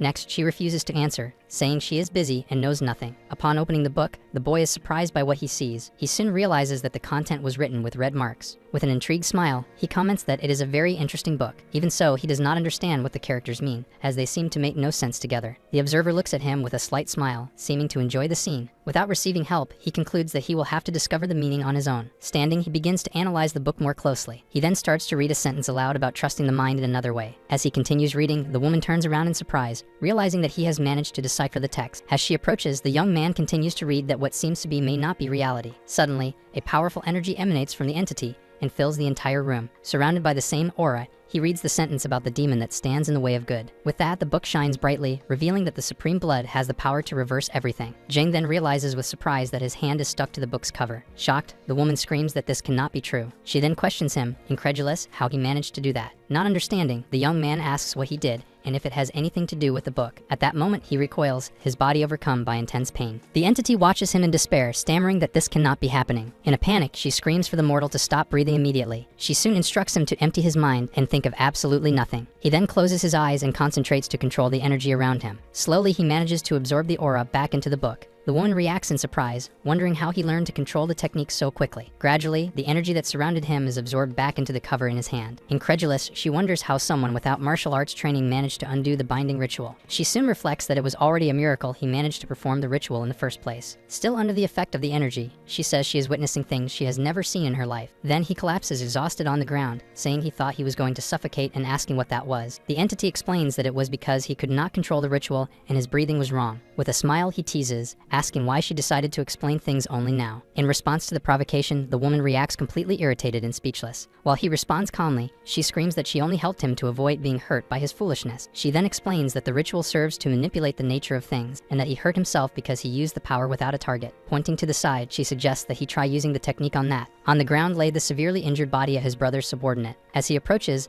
the boy is instructed to aim for the energy core of the guard, and he confirms that it is below the navel. With some impatience, the woman asks if she really needs to explain everything, and he confirms that yes. Finally, she instructs him to try chanting the incantation again. He takes a deep breath, and the energy begins to manifest around him once more. With his hand over the body, he repeats the chant he had read in the book. As soon as he recites that the Supreme Blood has the power to reverse everything, an explosion of energy erupts from his body. With this, the guard's energy begins to be pulled directly into the palm of his hand. Surprised by the sensation, the young man wonders what is happening. He soon feels a warmth traveling through his veins and circulating around his energy core. The woman then explains that the technique serves to pull anything and make it adhere, even ki. With a satisfied smile, she asks if he can feel the power, concluding that this is how the attachment ritual works. Thus, the blue spirit explains that this is how the attachment ritual works. Soon, the young man feels a warm energy enveloping his torso and realizes that this is the Ki Go-chan mentioned. He then understands that, while Go-chan said it takes time to gather Ki, this technique allows for much faster absorption of energy from others. With this, he concludes that he can become stronger in less time. However, the energy he absorbs suddenly disperses into the air. In response, the blue entity explains that the energy simply spread out,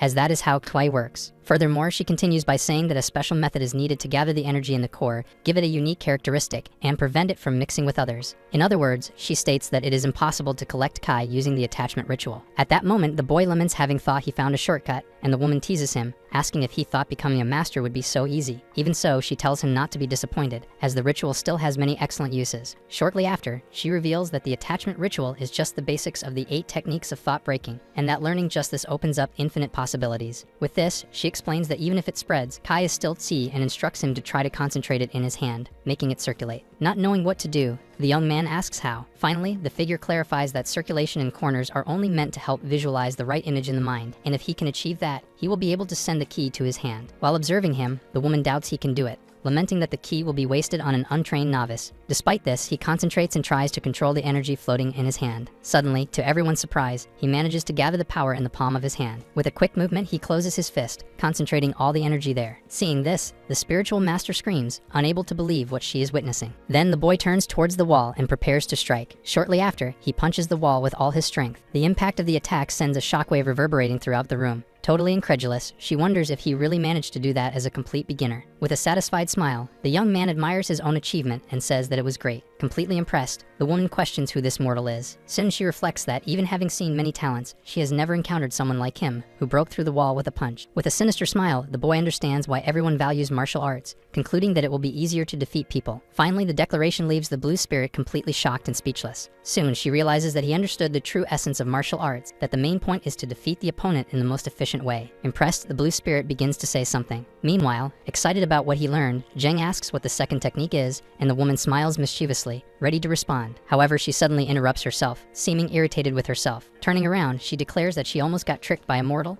and that she would never do anything good for him. At that moment, she realizes she has said too much because he learns very quickly, understanding why the old masters clung to their disciples. When the boy calls her, she orders him not to speak to her and walks away. Regretting that he cannot ask anything more, the young man suddenly notices something in his hand. He questions the residue of energy on his fingers, since the master had said that everything would spread out. The boy then looks in her direction, hesitant to ask. In the end, he gives up the idea, concluding that she would not answer and that it is fun to discover things on his own. With this, he prepares to leave and calls her to come with him. Under the night sky, the scene shifts to another location. There, Mrs. Seok's escort warrior, Hoang, watches attentively. She is on guard in front of a large building known as the Phoenix Pavilion. Then, the door to one of the pavilion's rooms slowly opens. Inside the room, there is a collection of sinister-looking wooden statues. Next to them, sealed baskets with talismans are lined up on the floor. Among them, a large statue with skeletal features stands out in the environment. Soon after, the warrior enters the space and observes the large carved figure. As she walks through the room, she wonders why the room is filled with such macabre-looking wooden statues. She then approaches a lit brazier in the center of the hall. She then says that she is sure the other is already aware, as she sent a message in advance. Next, she continues, revealing that the shaman Mio Sin has died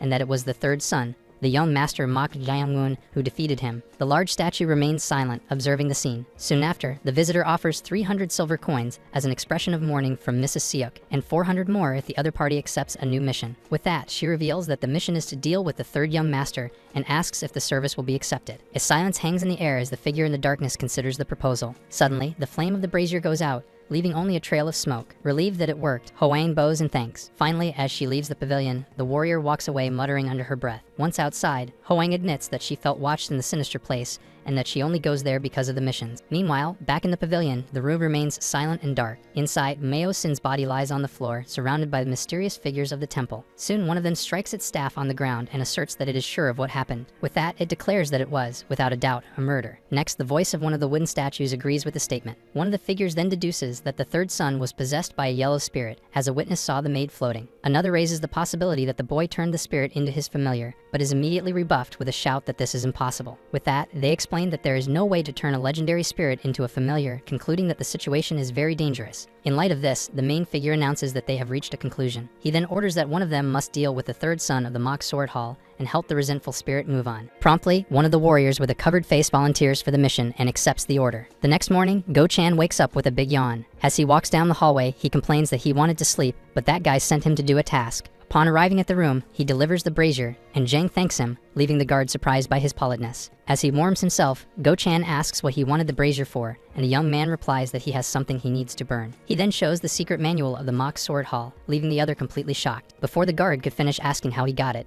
Zhang starts tearing the pages out of the book. Soon, the boy throws the sheets into the fire, causing Go-chan to scream in total despair. As the manual burns, the young man watches calmly, indifferent to the panic beside him. With a smile, he manipulates the fire, while his companion thinks that this insane guy just burned the secret manual. Suddenly, Go-chan turns around and angrily asks what he is doing. Desperate, the guard questions why the young master burned the manual, since many wanted it and he could have used it to his advantage. At that moment, Zheng slaps the cover of the book against his face and explains that it was exactly for that reason he needed to burn it. He then reveals that he did it so that only he could use the technique, leaving the other completely confused. Soon he points to his own head and says that it is right here. With a confident smile, he asserts that everything is already stored in his mind. The guard stands frozen with the revelation, sweating cold. Changing the subject, the young man turns and says that there is something Go-chan needs to do. He then hands over the cover and orders that, at dawn, it be delivered to Mrs. Seok and the second son. Not understanding, the other asks if he didn't just say that everyone wanted the manual. Looking at the fire, Zheng replies that he likes a harmonious family. With a wicked smile, he begins to explain that if everyone receives a piece, it will be a beautiful scene to see,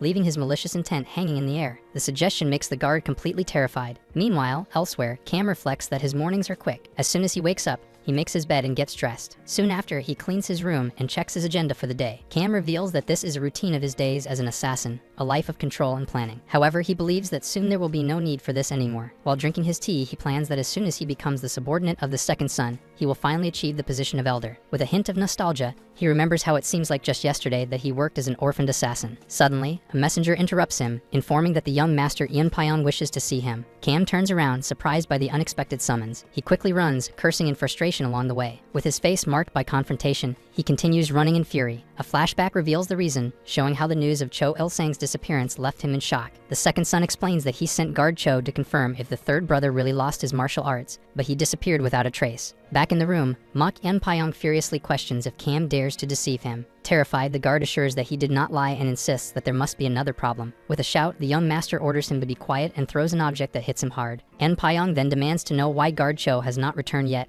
asking if Cam thinks he is an idiot. Alone and injured, the subordinate wonders why things went so wrong, fearing that soon he will have no one to rely on. Determined, he pleads for time, promising to find Cho and prove that he was not lying. When the master begins to refuse, Cam interrupts him and solemnly swears by his right arm. He then states that the right arm is everything to a martial artist. Mok En Pyong observes the guard in silence for a moment. Finally, he agrees and orders the subordinate to prove his worth. The young master then shouts that he will give him 4 hours to find guard Cho, otherwise he will have to die. With determination, Cam responds that he will fulfill the order. As he walks away, he reflects that nothing has gone right since he took in that fraud. Cleaning his wound, he considers the unlikely possibility that the scoundrel is to blame. With that, he swears that he will not forgive him and leaves in fury. Upon exiting, Cam finds Go Chan in the courtyard and stares at him in surprise. Without hesitation, he lunges forward and violently grabs him by the neck. He then furiously questions if he is disobeying his order to watch the fraud. Go Chan denies it, but his superior demands to know why he is not at his post, accusing him of cooperating with the imposter. As he tries to explain, Cam notices something hidden in his garments. Soon, he pulls out the book cover and asks what it is. Desperate, Go Chan tries to stop him, shouting for him to wait. Cam then reads the title on the cover, The Technique of Transformation of the Wooden Heart Sword. With the book in hand, he glares at the guard with total distrust. With growing fury, he asks what the hell Go Chan has been doing. The other stands petrified with fear, unable to respond. Immediately, Cam begins to drag him forcefully across the courtyard. He takes him down the hallway, passing by other guards who merely watch the scene. Arriving at the room, he kicks the door with all his strength. He then throws Go Chan to the ground, right in front of Zhen. With the guard fallen and injured, the boy observes him and greets him calmly. Finally, the boy says, "Welcome, Guard Cam." In fury, Guard Cam demands an explanation, saying that just looking at the boy worsens his mood. With a mocking air, Zheng asks what he needs to explain. Immediately, the other says he has no time for that. As he approaches, he reinforces that he is sure he made his warning clear from the start. Suddenly, Cam lunges forward and attacks the young man with a high-speed punch. Right after, he grabs him and threatens, saying that if he tries anything, he will kill him. With a smile, Zheng replies that he doesn't remember him saying that, leaving the opponent furious. Cam then demands to know what he did with the guard of the second son. The boy reminds him that he knows how weak he is, while the other was an experienced martial artist. Cam agrees but admits that, even knowing this, he cannot shake the feeling that something is very wrong. Taking advantage of the confusion, the young man asks with a smile if that is not exactly the point. With a disturbing look, he questions how the third son, who lost his martial arts, could have defeated the guard. The provocation makes Cam even more suspicious. Zheng then reminds him of Cho Il-sang's own words, which guaranteed that the young master could not use martial arts. With that, the warrior finally understands everything and realizes that the one responsible was him all along. Filled with fury, Cam lunges forward with a weapon in hand, accusing the other of having taken down Cho Il-sung. With a mocking laugh,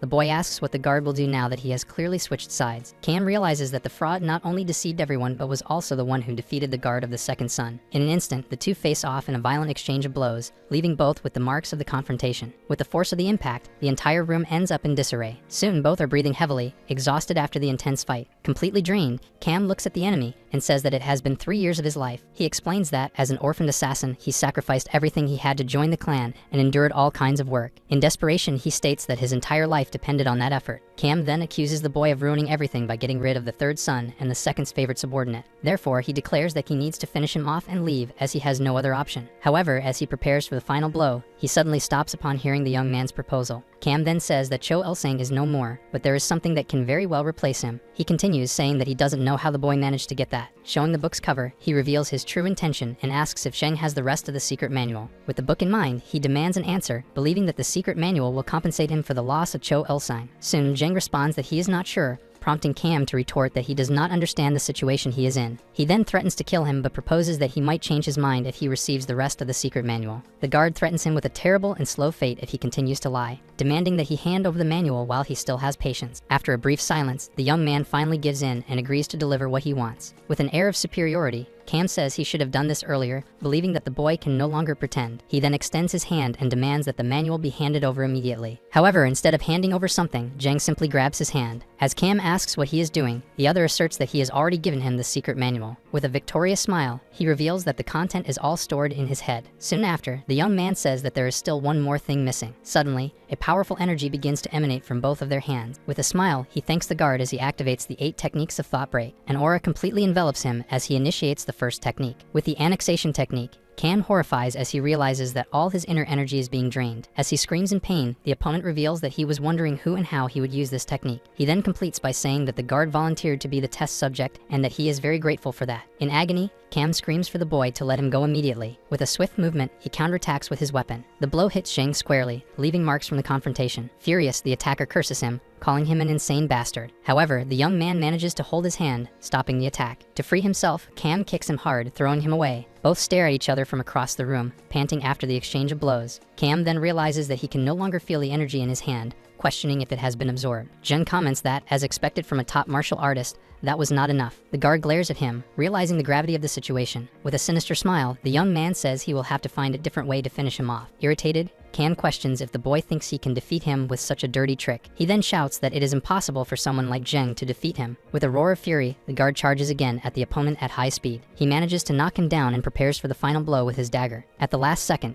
the young man invokes the demonic monk technique. With that, a hand of energy emerges and blocks the attack. To the opponent's surprise, incredulous, Cam wonders how he managed to block the blow. With his hand paralyzed, he demands to know what the boy did this time. Holding the weapon, Zheng says he will show him that little dirty trick in more detail. Then, an imposing figure appears behind him and charges at the enemy. Terrified, Cam can barely react when the creature's hand grabs him. Soon, the young man warns that he will return what he took. He adds that he will return both the inner energy and the dagger. With a swift movement, he advances and strikes the guard with a devastating blow, making him scream in agony. Finally, Jang concludes by saying that both things, after all, belong to him. Severely injured, the guard stumbles back, distancing himself from the boy. Soon after, he bends over, showing the severity of his wound. While holding the weapon lodged in his chest, Cam realizes that the hit location is dangerous and that he cannot remove it. Therefore, he laments having been foolish, as the boy not only drained his energy, but also used a strange force to attack him. Still with a smile, the man seems to have a new plan. He then stares at Zheng, who watches his reaction in surprise. With a victorious stare, the injured man reveals that he has an ace up his sleeve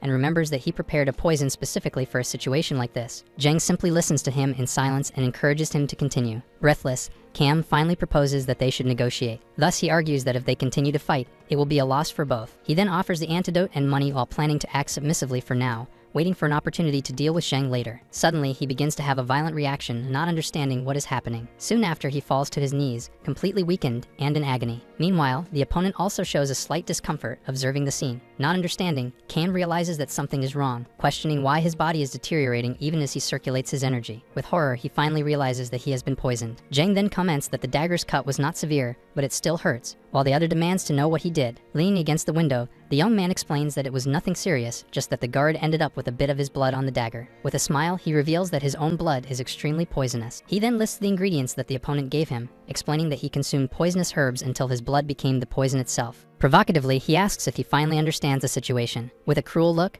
Zheng approaches and says that he does not need the antidote. At that moment, Cam panics, realizing that he is going to die. Mockingly, the young man asks why he is trembling, and if it is because he opened the window to relieve the fever from the poison. He then explains that a lower body temperature will allow him to live a little longer, as it slows the poison's progression. Totally desperate and with no options, the man extends his hand and begs for mercy. In a panic, he pleads for forgiveness and swears total loyalty to the young man. He humbles himself, promising to become his servant and do anything to have his life spared. As he continues to plead, Zheng watches him in silence for a moment. Soon, the boy says that he likes that attitude, leaving Cam surprised by the response. With a smile, he comments that with that posture, they will work very well together. Completely relieved, the guard begins to cry, believing he has been forgiven. However, the young man reveals that things would have been this way if he had acted that way from the beginning. The revelation leaves him in shock, not understanding the sudden change. With that, Zheng removes the dagger from his chest, saying that his loyalty is false and changes according to necessity. The boy then declares that he would be better off dead and decisively attacks him. With the final blow, the guard falls to the ground in agony. As he writhes, Zheng holds him firmly to the ground. The scene outside shows the boy over the body of the fallen guard in the room. Finally, Cam's body lies still on the ground, completely defeated. After the confrontation, Zheng stands up and lets out a sigh of relief. Still standing, he grumbles that the dagger's cut hurts a bit, and that he changed clothes for nothing. He then picks up the manual's cover and reflects that, in any case, he already planned to get rid of Cam,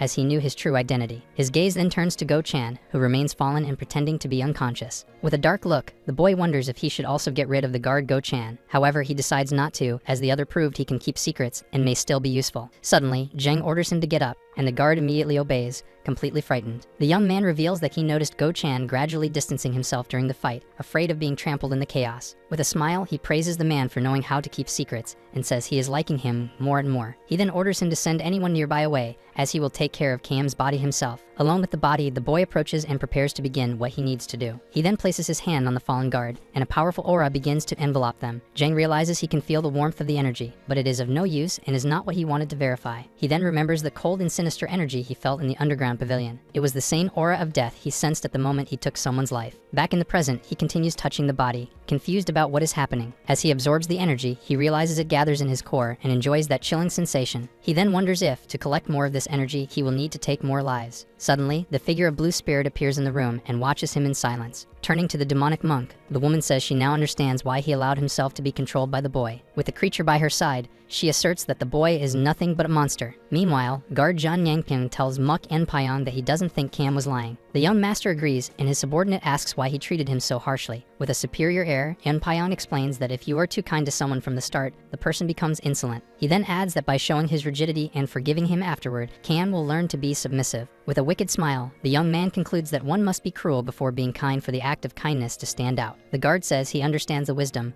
but the master doubts his sincerity. John Yangping assures him he is serious, while thinking that the other is so talented he will surely be the successor. Suddenly, guard Han Sang bursts into the room, shouting that there is a big problem. Completely out of breath, he tries to catch his breath to deliver the news. Soon, he reveals that guard Cam just tried to get rid of young master Mok Gaongun, leaving everyone in shock. As Enpyong questions Cam's actions, he is interrupted by the newcomer, who says that what matters is what the third son did next. He soon reveals that the third son announced to everyone that it was Enpyong who was behind the assassination attempt. With the news, the young man shouts Mok Gaongun's name and strikes the table with a violent blow of his sword. Shocked, John Yangpyong asks what kind of slander this is, demanding to know what happened to guard Cam. Han Sang then informs him that, apparently, Cam disappeared right after the confrontation. In a fit of rage, Enpyong shouts Mok Gaongun's name. He then draws his sword and declares that he will not forgive him for this accusation. However, John Yangping intervenes, warning that if the young master does anything now, he will only confirm the third son's testimony. Enpyong refuses to accept this, questioning whether he should stand by while his brother revels in the situation. Calmly, the subordinate begins to propose an alternative solution. He suggests that instead, they can let the others handle the matter. With the young master now listening, his companion explains that if the story is true,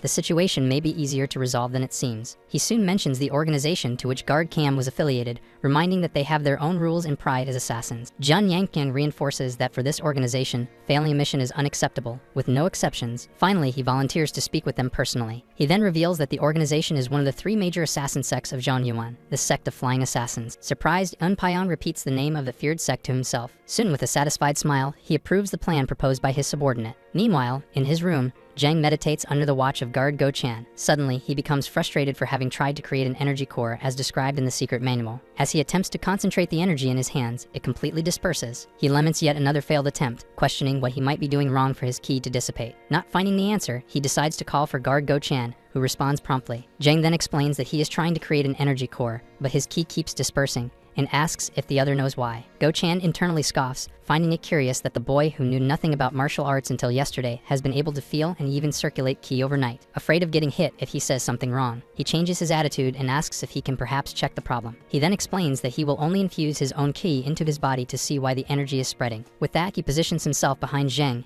and asks him not to mind and just focus on circulating Kai. Zheng closes his eyes and takes a deep breath, and a new energy begins to manifest in his body. As the guard injects his ki, Zheng's energy reacts in an extremely intense way. He can hardly believe what he is feeling, realizing that something is very wrong. Then he notices that the boy is circulating energy with a smooth and unblocked flow, something that would only be possible with the help of a master. With this, he questions whether he is facing a true genius of martial arts. Suddenly, he feels a strange, cold, and sinister energy coming from within Zheng. Soon after, this same energy repels him forcefully, throwing him away. As the energy disperses, Zheng asks if the guard also felt that. He then asks Go-chan to be honest and say if it is impossible to create an energy core under these conditions, and the other confirms that no, he cannot. The guard explains that he felt something strange and unknown near his energy core, but he cannot say what it was. Zhang concludes that the cold energy is the problem and wonders if he will have to give up martial arts. Meanwhile, Go-chan reflects that this energy dispersed the ki, seeming to be the complete opposite of normal circulation. Upon hearing the word, the boy questions what he means by opposite. The guard hastens to say that it is just a hypothesis, but Zhang keeps repeating the word to himself. Soon he realizes that normal Kai is warm, but his death Kai is cold, concluding that the other is right. With this, he announces that he will try to circulate his Kai in the opposite direction, leaving Go-chan completely perplexed. Desperate, the man shouts for the young master to stop, warning that he will have a ki blockage if he continues. Before he can finish the sentence, a wave of energy hits him squarely, leaving him gravely injured and unable to speak. Ignoring the guard, the spirit blue spirit appears and demands silence. With a smile, she calls Zhang a fool, saying that he will end up killing himself by testing his stupid ideas. She then explains that, although she cannot harm him directly, the contract between them will be annulled if he dies by other means. She then comments to the demonic monk that they will be free sooner than they expected. She promises that as soon as Zhang dies and his soul leaves his body, she will tear him to pieces personally. Meanwhile, the scene shifts to the Hall of the Blessing Flower. There, a mysterious figure introduces herself to Mrs. Seok, saying her name is New Moon. The woman reveals that she is a shaman from the Phoenix Pavilion. Mrs. Seok finds it strange that even with the death of their most famous shaman, they sent only a young woman. She then questions why on earth the shaman brought the body of Master Taoist Mayo Sin with her. New Moon explains that the body of disciple Mayo will be useful in the ritual to track the spirit that killed him. Surprised, the hostess realizes that if Mayo was her disciple, it means that New Moon is much more powerful than he was. Before starting, the shaman says there is one thing she needs to make clear, and Mrs. Seok asks what it is. Firmly, New Moon declares that the third son will die. With a slight smile, Mrs. Seok admits that, to be honest, she did not like him. Soon after, she changes her expression and says that now she has changed her mind. The shaman then agrees and prepares to start the ritual. Next, New Moon joins her hands and begins to channel her energy. Suddenly, Mayo Sin's body shakes violently inside the coffin. The priestess then recites an incantation, saying that the Emperor of the North granted her a talisman to guide her path. With a quick decree, she invokes an energy that envelops her ritual dagger. Soon after, she plunges the blade into the chest of Mayo Sin's body. A wave of energy passes through the corpse, which contorts violently. Mrs. Seok and her escort step back, frightened by the intensity of the ritual. With this, the body of Master Taoist begins to transform. Strangely, his face seems to be covered by several hands. Finally, a column of ghostly hands emerges from the coffin where the body was. Soon, the spectral hands shoot through the night, revealing that the target of the ritual has been found. At high speed, energy crosses the property and directly invades the third son's room. Inside, the sudden presence surprises Blue Spirit and the demonic monk. In an instant, the ghostly hands materialize around the female entity. Soon after, they advance to attack the boy,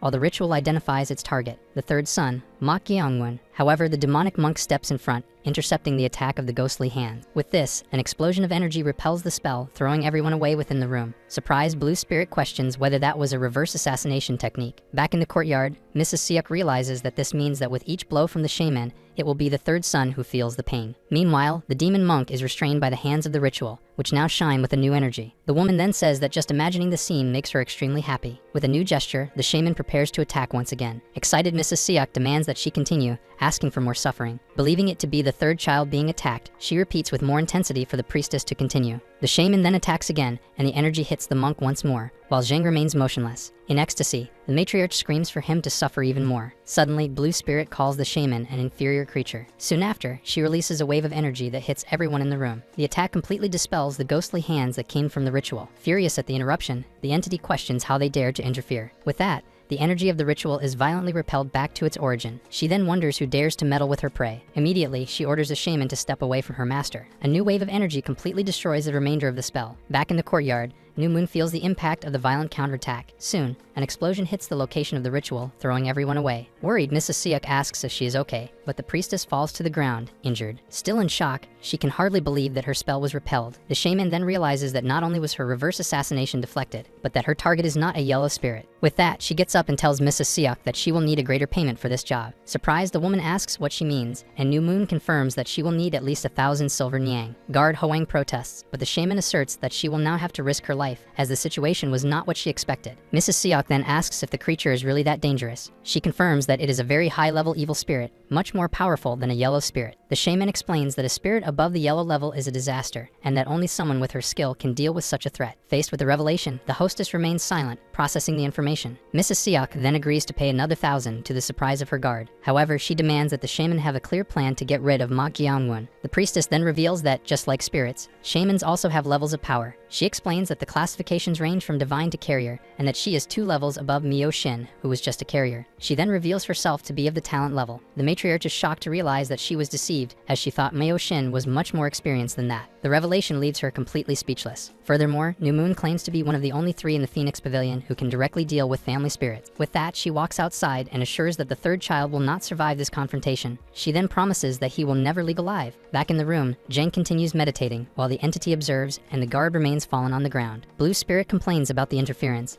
explaining that if Zheng died during the qi circulation, she would have been harmed as well. Suddenly, she is surprised to feel a strange energy emanating from the young man's body. Soon, she identifies the aura as Death Qi and Yin Qi, unable to believe what she is seeing. She then wonders how it is possible for a living person to be accumulating Death Qi. Upon observing him, she concludes that he is definitely not a normal person. She then reflects that, even hating to admit it, he has learned to circulate Qi and is now collecting Death Qi while still alive. While watching him, she admits that he is starting to awaken her interest. Zheng then opens his eyes, looks at his hand, and confirms that his theory was correct. With a smile, he explains that the answer was to circulate the Qi in the opposite direction, and that now the energy no longer dissipates. Not understanding, the entity approaches and asks the mortal if he is sure he is still alive. She then questions how a living human can be capable of attracting Death Qi to themselves. Zheng asks if he shouldn't be able to do this, but she interrupts him before she can respond. Soon after, he finally notices the mess in the room, and the spirit comments that he took a while to notice the situation. Zheng then questions why guard Go-chan is unconscious on the floor, but the entity replies that she is not sure of the reason. Suddenly, the demon monk rises, staring intently at her. When he approaches, the spectral voice screams at the monk, calling him stupid. Soon after, she attacks him furiously, shouting that she thought he was on her side. She then boasts about saving him from a reverse assassination, leaving the young man confused by the term. At that moment, a sinister presence emerges from outside, frightening everyone. Even the entity is surprised by the new threat approaching. The boy asks what that was, but she merely comments that now he has a great dilemma. The boy does not understand what she means by that. Soon, a dark substance begins to seep under the door of the room. As he wonders what kind of person would take that as a familiar spirit, Zheng questions what that thing is. She explains that it is a spirit of the mountains. Then she reveals the name of the creature, a mountain-piercing hoof beast, as the horde advances against them. While explaining, the entity reveals that these mountain and sea spirits are called Chime Morio and are hated for causing disasters. She continues, stating that one of them is exactly the mountain-piercing hoof beast. At that moment, the shaman appears on the scene, accompanied by a small spirit on her shoulder. Next, the newcomer describes that the being in the sky looks like a bird with a snake's tail, a lethal creature that summons insects for chaos. With that, New Moon silently observes the spirit flying over the property. Seeing the insects on the ground, she states that there is no friendship among shamans. The woman continues, saying that perhaps it is because they all dance close to death, but she does not mourn the death of her disciple. However, she admits that it is not pleasant to see a familiar face ruined by an evil spirit. She then walks through the courtyard as the insects stir around her. Soon, she addresses the target directly, calling him by the name of the 3rd son, Mok Gyeongwon. In the sky, the creature seems to react to the call. Then, the shaman orders Mok Gyeongwon to become food for his own spirit. Faced with the imminent threat, Zheng watches the horde of insects advancing against them. In the room, the guard Go-chan continues to sleep deeply, unaware of the danger. Quickly, the young man wakes him with a slap and orders him to wake up. As soon as he wakes, the man panics at the sight of the insects, receiving the warning that it is dangerous and he must keep killing them. Soon after, he screams in pain as he is attacked by one of the insects. He then looks at his hand and asks what is happening upon seeing the marks from the attack. Zheng explains that just touching them for a second will injure him and instructs him to use his internal energy to protect himself. As he panics, the boy realizes that although the insects are small, their enormous quantity will devour them in an instant. With that, the entity asks what he intends to do, since at this rate he will become insect food, and Zhang merely agrees that it seems to be the case. The boy then asks for help from the spiritual companion, but she questions why she would help him, reminding him that she should be his familiar spirit. Soon, the figure says she will consider helping him if he gives her his body, but he refuses and states that then they will all die together. Meanwhile, Go-chan screams desperately that there are too many insects to face. Unexpectedly, the entity interrupts him and proposes that they make a bet, leaving him curious about the suggestion. She then turns, confirming with interest that she accepts to make a bet with him. Next, the entity establishes that if he is on the brink of death, he will lose the bet and have to give her his body. The young man listens attentively to the condition presented, waiting for the rest of the proposal. Soon, the figure completes the bet, promising that if he manages to get out of the situation, she will actively help him from now on. With a challenging tone, he simply replies that she better keep her promise. In response, Blue Spirit exhales smoke, accepting the challenge with an interested look. With a smile, Zhang crushes an insect in his hand and warns his spiritual companion to uphold what was promised. Meanwhile, the guard Go-chan screams in terror at the infestation of insects on the bed. He then warns that there are even more creatures and desperately asks what they should do. The other orders him to find something flammable,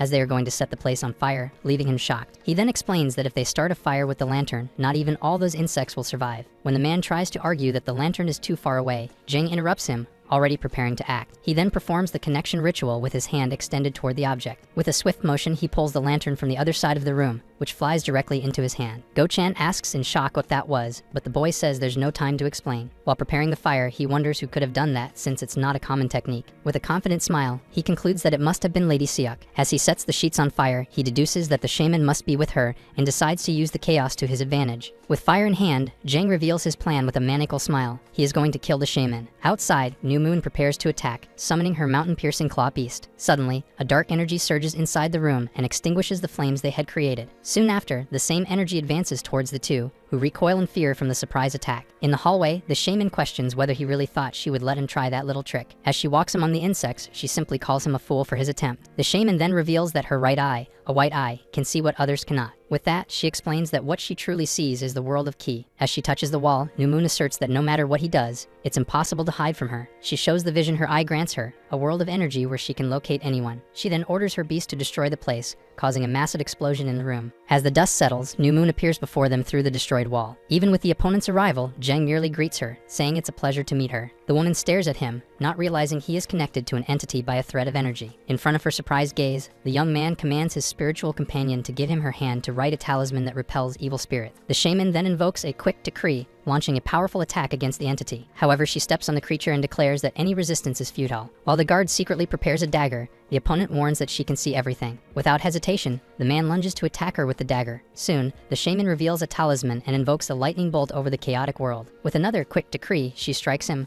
causing the talisman to attack him in midair. In the air, the guard's dagger falls, but Jeng catches it in a swift motion. Then the woman orders her mountain-piercing claw beast and the insects to kill their target. Thus, she advances with her spirit to attack Zheng, who is lying on the ground. Immediately, the insects surround him from all sides, ready to attack. The horde of creatures then completely covers him in a devastating assault. The crowd stirs over the sight of the attack. With the attack concluded, New Moon addresses him, calling him Mok Yeongmoon, the third son of the Mok Sword Mansion. She then orders him to cross over to the spirit realm. He is completely submerged by the mass of insects. After the attack, the insects dominate the room while the guard remains unconscious on the bed. The onslaught seems to have defeated both the entity and the subordinate, who falls unconscious. With that, New Moon comments that it was easier than she expected, questioning whether it was a mistake to think it was a green spirit. She then congratulates her familiar spirit, saying it did a great job. Next, the shaman prepares to leave, stating that the enemy will be devoured by the insects if they leave him there. However, as she says that the mission was nothing, she suddenly stops speaking. Soon, the woman is surprised to see a silhouette rising amidst the attack. Through the horde of insects, the young man's hand emerges, resisting the swarm. The shaman turns completely, shocked by what she is witnessing. Before her, Jeng stands, covered in the marks of battle, and with his eyes shining intensely. Holding the dagger, he prepares for the next move as his aura intensifies. The opponent takes a step back, visibly frightened by the unexpected turn of events. With the dagger in hand, the warrior raises it in a swift and brutal motion. In a drastic act, he lunges the blade towards his own arm. An aura spreads from him, instantly destroying the insects around. With that, the remaining creatures fall to the ground, defeated by the mysterious energy. Before the scene, New Moon is left speechless, not understanding what happened. She watches the young man, gravely injured and enveloped in a dark aura,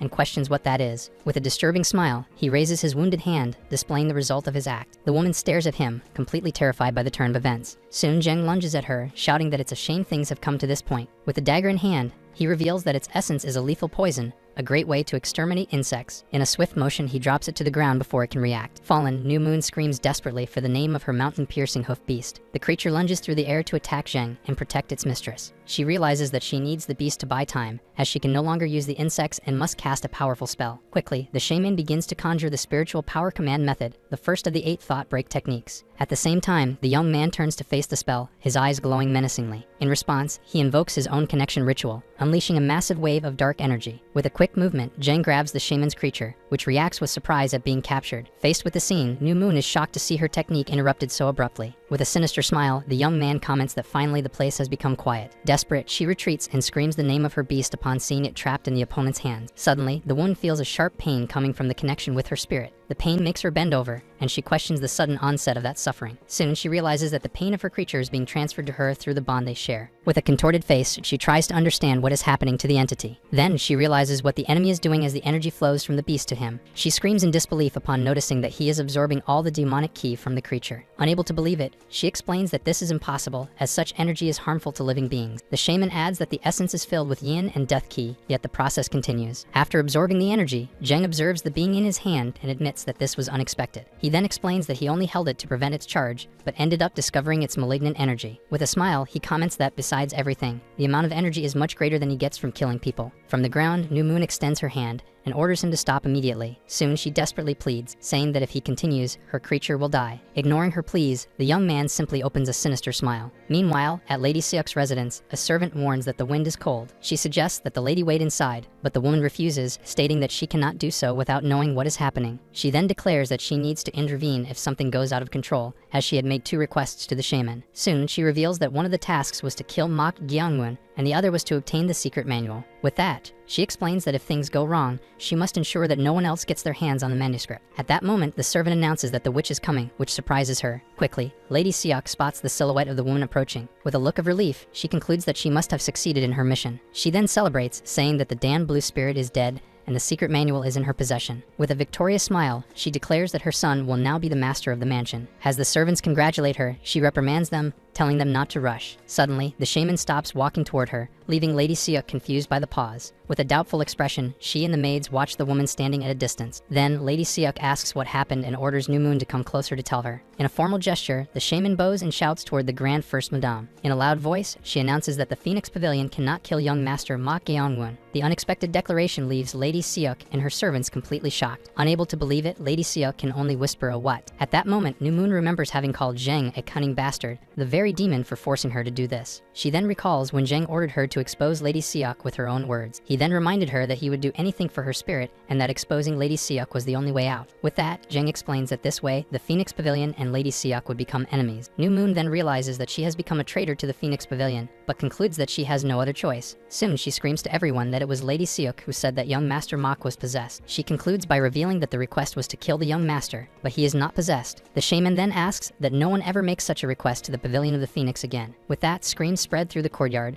with everyone wondering if Lady Seok really wants her 3rd child dead. Immediately, an order from the master of the outer hall echoes, commanding everyone to go to the Hall of the Flower of Blessing and arrest Lady Seok. Soon, her maidservants panic and warn her that the martial artists from the outer hall are approaching. With a face twisted in hatred, Lady Seok can only repeat the name Mak Gyeongwon. As the confusion about what happened in the Hall of the Flower of Blessing spreads, the shaman quietly steps away from the scene. Shortly after, Zheng appears on the balcony and asks if she did exactly as he instructed. He then displays the small creature in his hand, which writhes in agony with its energy diminished. In light of the commotion in the background, New Moon confirms that yes, as he can see. With this, the shaman realizes that, in the end, everything turned out as he wanted, turning Lady Seok into a villain and enemy of the Pavilion of the Phoenix. Soon, she remembers that she cannot worry about that, as she was the one who betrayed her clan to save her spirit and will now be pursued forever. Deciding that it is time to leave, she extends her hand and demands that he return her spirit as promised. However, Jing interrupts her and says that before doing that, there is something else. With a smile, he reveals that he would like to ask her something first. Surprised, the shaman questions if he wants her to tell him about the Chime Morio. He confirms, saying he wants to know about people who control spirits like the monk and the creature, especially about the Pavilion of the Phoenix. Looking at the entity, New Moon confirms that it was not a possession and wonders how he turned such a resentful spirit into his familiar. Moreover, she notices something even more concerning about the situation. With her special eye, she sees that he possesses one more energy core. Then Zhang brings the creature closer to her and asks if she really does not want to tell him what she knows. With no other option, the shaman agrees to reveal what she knows. After a moment of silence, she explains that there are 6 levels for the Chime Morio. She then lists the first 4 categories: Ominous Beast, Strange Beast, Mythical Beast, and Demonic Beast. Next, she continues with the last 2, Sacred Beast and Divine Beast, explaining that even the lowest level already represents a disaster. Soon, the shaman reveals that the Pavilion of the Phoenix has 3 people, including herself, who can control these beasts as spirit familiars. She explains that one of them is Go, who assists the master of the hall and controls a cataclysmic strange beast called Gu Diao. The other, according to her, is the master of the Pavilion of the Phoenix himself, who possesses one of the highest level Chime Morio. With this, Jung questions whether the master spirit would be a sacred beast or a divine beast. New Moon denies, explaining that these categories only exist in legends and believes he is a mythical or demonic beast. Then the shaman hands him a book on the subject, which he accepts with a simple thank you. As he flips through the book, Jing reflects on the power of the Pavilion Master, imagining that he possesses a divine beast. With a smile, he comments that it would be nice to have a high-level Chime Morio for himself. Soon, he fulfills his part of the agreement and says she did a good job before returning the spirit. Noticing that she did not thank him, Jing teases her,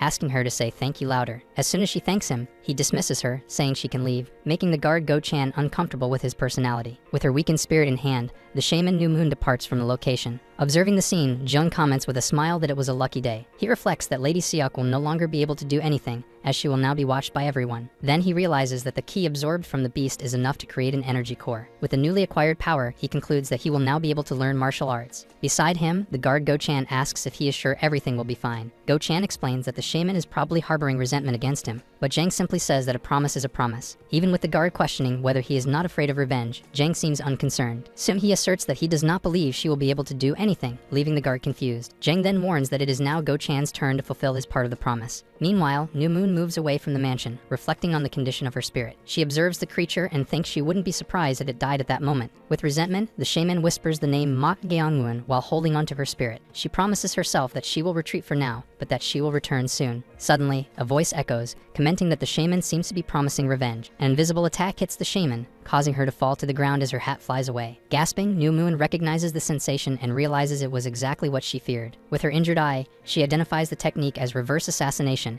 and refuses to believe what is happening. She shrinks back in fear as she feels the presence of the being that attacked her. Soon, it is revealed that the voice belongs to the blue spirit, who now hovers over New Moon in its spirit form. With a smile, the blue spirit comments that she is still beautiful, even with one eye less. The shaman stares at her in shock, unable to respond to the injury on her face. Then, something begins to emerge from the wound in her eye. New Moon panics as she realizes she can no longer breathe. Meanwhile, Lady Seok screams that she has been wronged by the master of the outer hall. She continues, accusing that child of plotting against her and questioning if he would believe that. Finally, she insists that the shaman and the third son are together to incriminate her. With a bang on the table, the master of the outer hall orders silence, causing Lady Seok to fall silent. With a serious expression, the master of the outer hall, Sang Won-bak, repeats the order for Lady Seok to be quiet. He then questions what the confusion in the medicinal hall was about, and she responds that it occurred due to the forbidden entry into the master's hall. Soon, Sang Won-bak presses her, asking if, in fact, she was not trying to kill the master of the mansion. Indignant at the accusation, Lady Seok screams the name of the master of the outer hall. She glares at him with a look of fury at the insinuation. The master, however, remains impassive in the face of her reaction. He then states that he cannot ignore the incident and that an investigation will be conducted,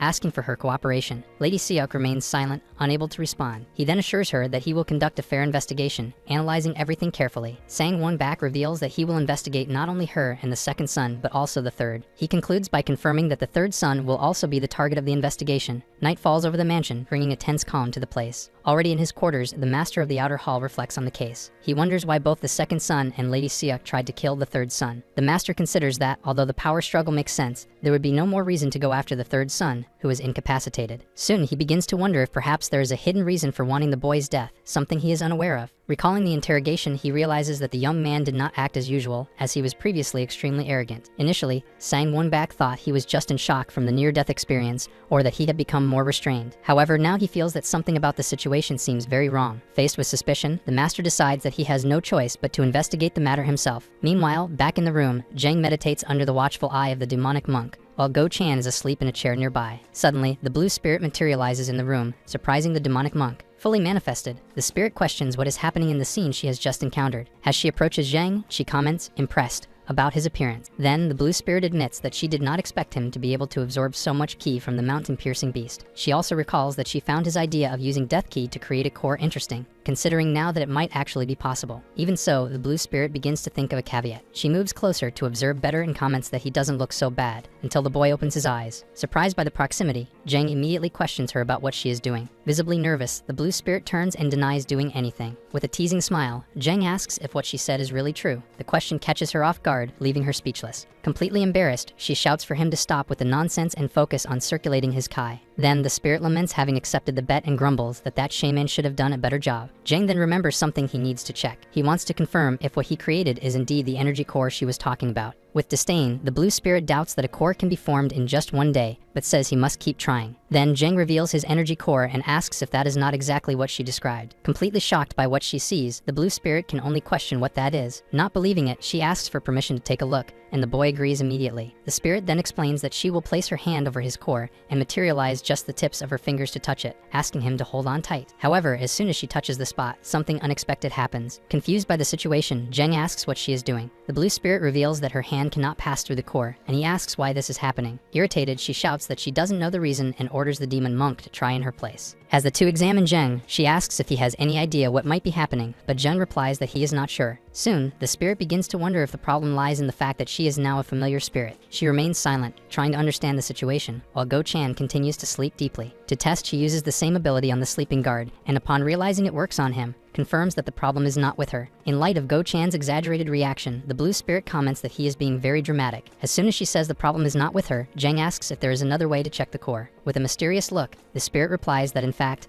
there is another way. Zheng and the demon monk stare at her in silence, waiting attentively for the answer. However, the conversation is suddenly interrupted by a voice from outside the room. The voice asks if the young master is sleeping and introduces itself as Sang Wonback, the master of the outer hall. Zheng finds the visit strange and wonders what the master of the outer hall would want with him so late at night. He describes him as one of the most loyal subordinates of the Mock Sword Mansion, serving the family for 2 generations. Because of his strong convictions and the trust of the elders, it is said that even Mrs. Siak cannot do anything against him. Having the greatest influence in the mansion, Sang Wonback enters the room and states that he knew Zheng was awake. The master then asks what he desires, and Zheng begins to respond, saying that he would like to say something first. Before he can finish, Sang Wonback bows and apologizes, taking the blame for what happened even with the protection of his men. Zheng tries to say that it's all right and that he doesn't need to worry, but the master insists on apologizing. With a calm smile, the boy raises his hand and assures him that he is completely fine. Sang Wonback observes Zheng with a watchful and suspicious look. Then, the master tries to approach the boy and begins to ask if he could examine him. Zheng simply watches him, not understanding the intention behind that gesture. Suddenly, Sang Wonback laughs and says he is glad he said that,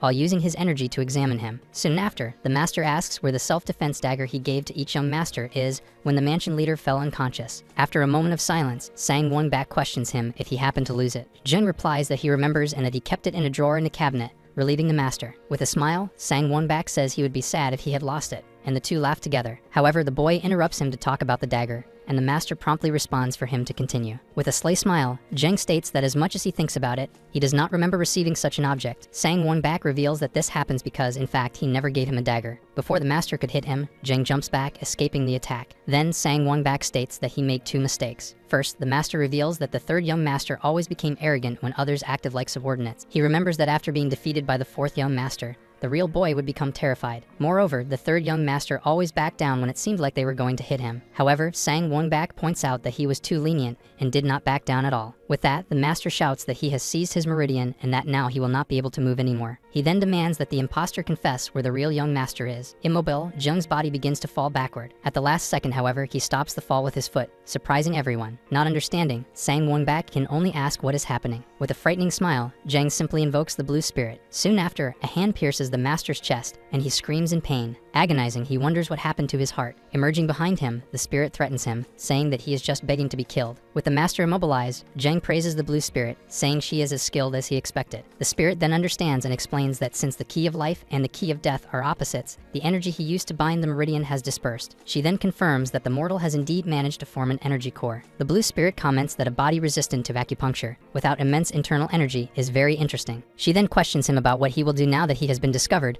and Zheng admits he did not expect to be exposed this way. Soon after, Zheng smiles, already having an idea of what to do. He turns to the demonic monk and orders him to possess him. Upon hearing the command, the blue spirit comments that he is basically a demon. Not understanding, Sang Wonback questions who Zheng is talking to and what this possession order means. Suddenly, the master's body begins to convulse as the possession starts. In his mind, he despairs upon realizing that the person identical to the young master is resistant to acupuncture. Completely dominated by the demonic monk, Sang Wonback asks who he really is. With a calm smile, Zheng simply replies that he is the 3rd young master of the Mock Sword Mansion. The next morning, a new day begins to dawn over the Mock Sword Mansion. Upon waking and walking through the hall, Go Chan feels that something is very strange. He remembers that the bed was destroyed and that the guards of the outer hall, who previously treated him like a criminal, are now much more polite. To his surprise, one of the guards greets him and informs him that the young master is waiting for him. Not understanding, Go Chan stammers a response while trying to process what is happening. Soon, the bedroom door opens and he steps back, completely shocked by the scene. Inside the room, Sang Wonback is standing next to Zheng, who greets him, saying he has arrived. Then the boy dismisses the master of the outer hall, who agrees to leave. As he passes by Go Chan, Sang Wonback bows in a gesture of respect, leaving him even more confused. He watches the master leave until Zheng invites him to have breakfast, saying he arrived at a good time. Startled, Go Chan stammers and asks what is happening,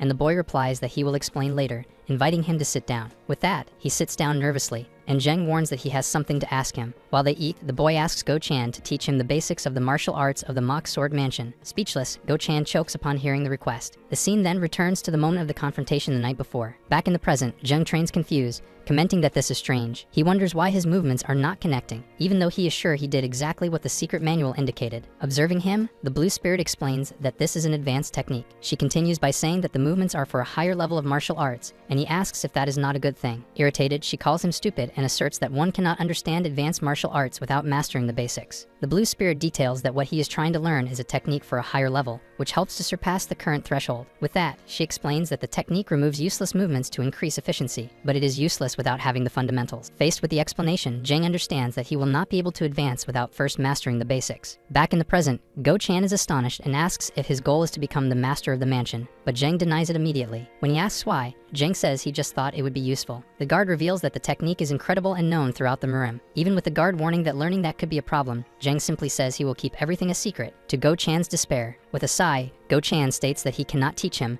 and the boy asks why. He then confesses that he does not know the technique, as the basic martial arts of the mansion are exclusive to them. The guard explains that the techniques are restricted and taught only to those with the surname Mach and who are part of the family lineage. Upon hearing this, Zheng realizes that the people who know these techniques are, in fact, his own brothers. Go-chan confirms that only the master of the mansion and the young masters know these techniques. Soon, the boy asks if they are the only ones, and Go-chan confirms that they are. With this, the guard realizes that the situation is dire, as Zheng is an enemy of the other young masters and is at great risk for not being a Mach. Suddenly, Zheng stands up and states that, in that case, he has no other choice. He then simply orders them to leave, and Go-chan nervously asks where they are going. The boy replies that they are going after someone who can teach him these techniques, leaving the guard shocked. Even with Go-chan worried that this will raise suspicions, Zheng asserts that he won't be able to do anything if he lives in fear of being discovered. Go-chan begins to ask who they will look for, but stops mid-sentence upon realizing the terrible answer. The guard understands that the target can only be the person who was training in the courtyard. In disbelief, Go-chan realizes they are heading towards the youngest of the brothers, the fourth young master. As they approach, both observe the fourth young master training in silence. Desperate, Go-chan tries to stop Zheng from getting closer, shouting for him to wait. He reminds him of the incident where the real young master was assaulted for insulting his mother, questioning why he would approach him anyway. With a sigh, the guard admits that the memories of that day are still very vivid. In his memory, the young master was screaming and begging for them to stop while he was being beaten. Go-chan continues, recalling that the youngest truly hates the third young master and left him severely injured that day. Moreover, he warns that the boy is a monster who reached the highest level of martial arts at just 16 years old. Watching him from afar, the blue spirit comments that he certainly seems very useful, while Zheng asks if she can perceive that. She explains that there are not many with an aura like his, calling him a genius and saying she would have accepted him as a disciple. Then the woman warns him to be careful, as his powers are limited while the sun is in the sky. With that, Go-chan suggests they give up, but is startled to see that Zheng is already approaching the courtyard. While training, the fourth young master stops and concentrates, sensing someone's presence. Suddenly, he comes face to face with Zheng's shadow standing right in front of him. The young warrior reacts immediately, assuming a combat stance. With a smile, Zheng simply greets him while holding Go-chan, who shrinks back in fear. Unfazed, the fourth young master orders him to leave or he will receive another beating. However, he stops mid-sentence, shocked by what he sees. Confused, he can only ask, "You?" Soon, the fourth young master questions how Zheng managed to get that,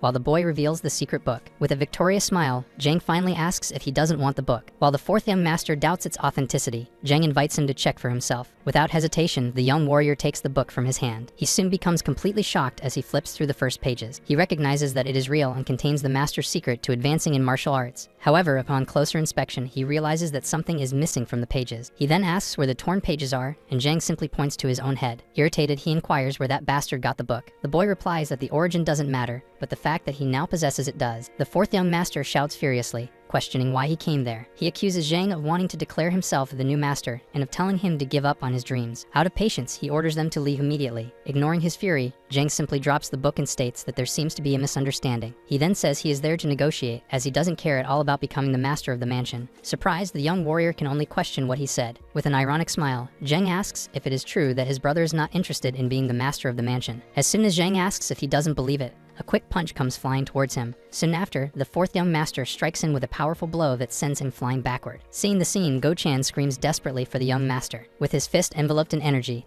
the young warrior asks if Zheng really thought he would believe that. He says that since it seems his brother has forgotten what happened 2 years ago, he will help him remember. With a furious look, He asserts that he will do this so that the other never tries anything against him again. Fallen on the ground, Zhang simply wipes the marks of the blow from his face. Even with a marked face, a sinister smile appears on his face. The boy reflects that the man with the black sword is out of the question as a comparison. He then remembers other experienced martial artists like Guard Cam and the Master of the Outer Hall. Finally, he understands why Go Chan was being so dramatic. Faced with his brother's strength, Zhang concludes that he is truly a monster. Sitting on the ground, the boy admits that his reaction time cannot keep up with that speed and wonders if he can become that strong by learning martial arts. He composes himself and acknowledges that his brother has a powerful punch. The fourth young master repeats the words, not understanding the compliment. Ignoring the threat, Zhang says he thinks it's natural for his brother not to trust him. The brother grabs him by the collar and immediately agrees. He states that he does not intend to believe a single word that comes out of his mouth. With a smile, Zhang asks if that is really true and laments the situation. He then threatens him, saying he will hand over the secret manual to Lady Seok